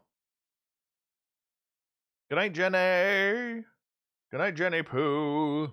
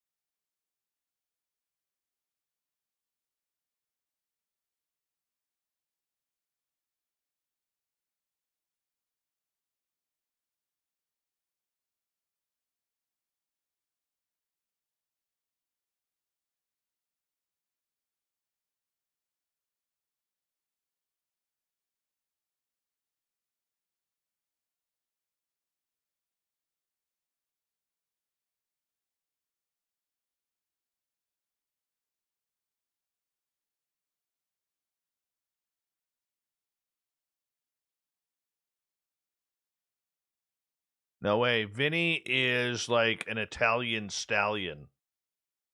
He undoes like 3 buttons on his dress-up shirt, on his dress shirt, and he lets his chest hair flow out. Totally.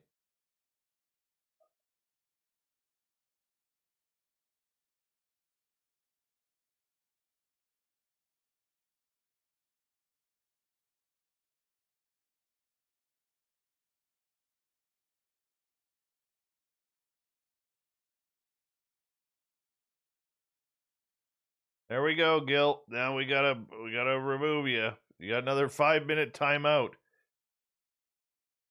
Come on, Gilbert. Be better than this.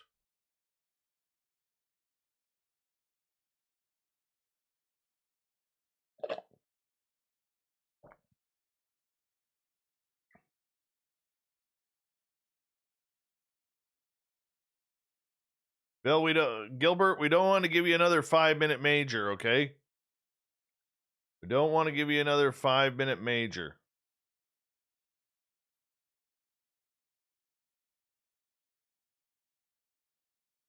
Because if you get the third 5-minute major tonight, dude, then I gotta give you a game misconduct.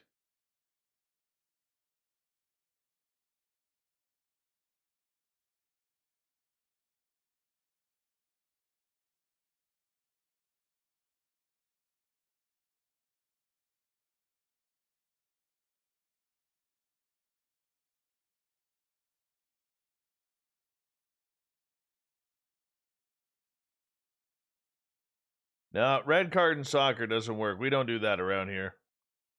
We don't do that around here. 5 in a game. 3 strikes, you're out. We sometimes will go baseball.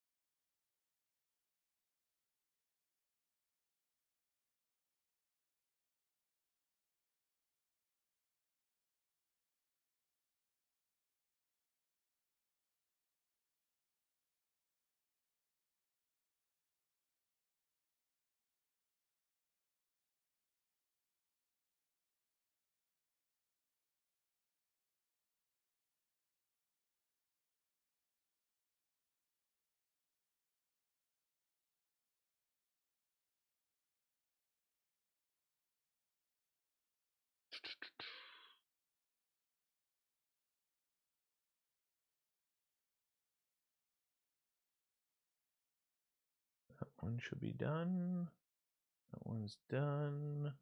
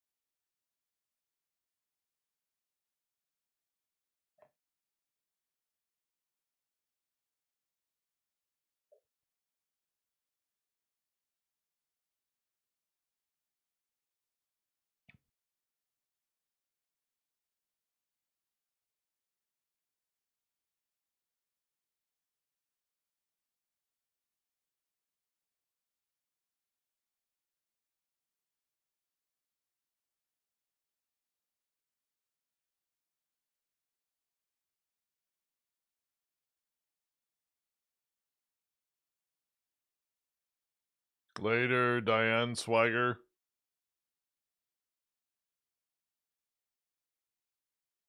this side. I wish that's how it come down. There we go.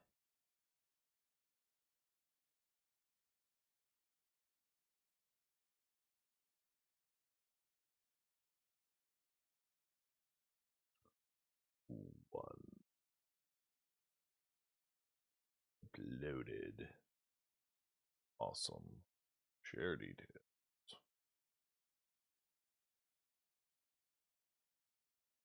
Well, on that note, I am going to call it the night because tomorrow's usually my day off, but I got to work tomorrow.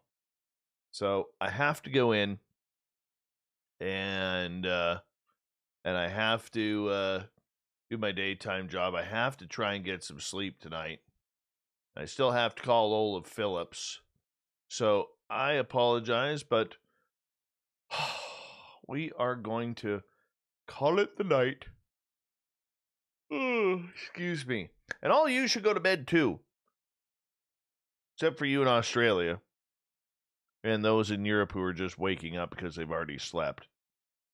But for us here in North America, we got to say goodnight. Thank you to Anthony Foster, Vinster, Dolly, Zoe Buttercup, Papster, and Razgriz for the super chats tonight.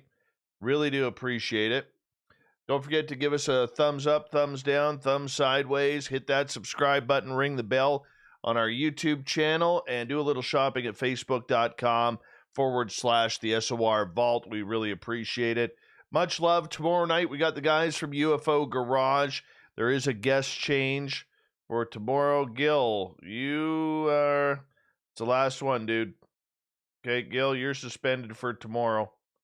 We're going to put you in a timeout here. You're gone for tomorrow, buddy. Beehive Chuckles, thank you so much. Appreciate you, man, for the super chat. Thank you so much. And we will talk to you guys tomorrow night. Take care.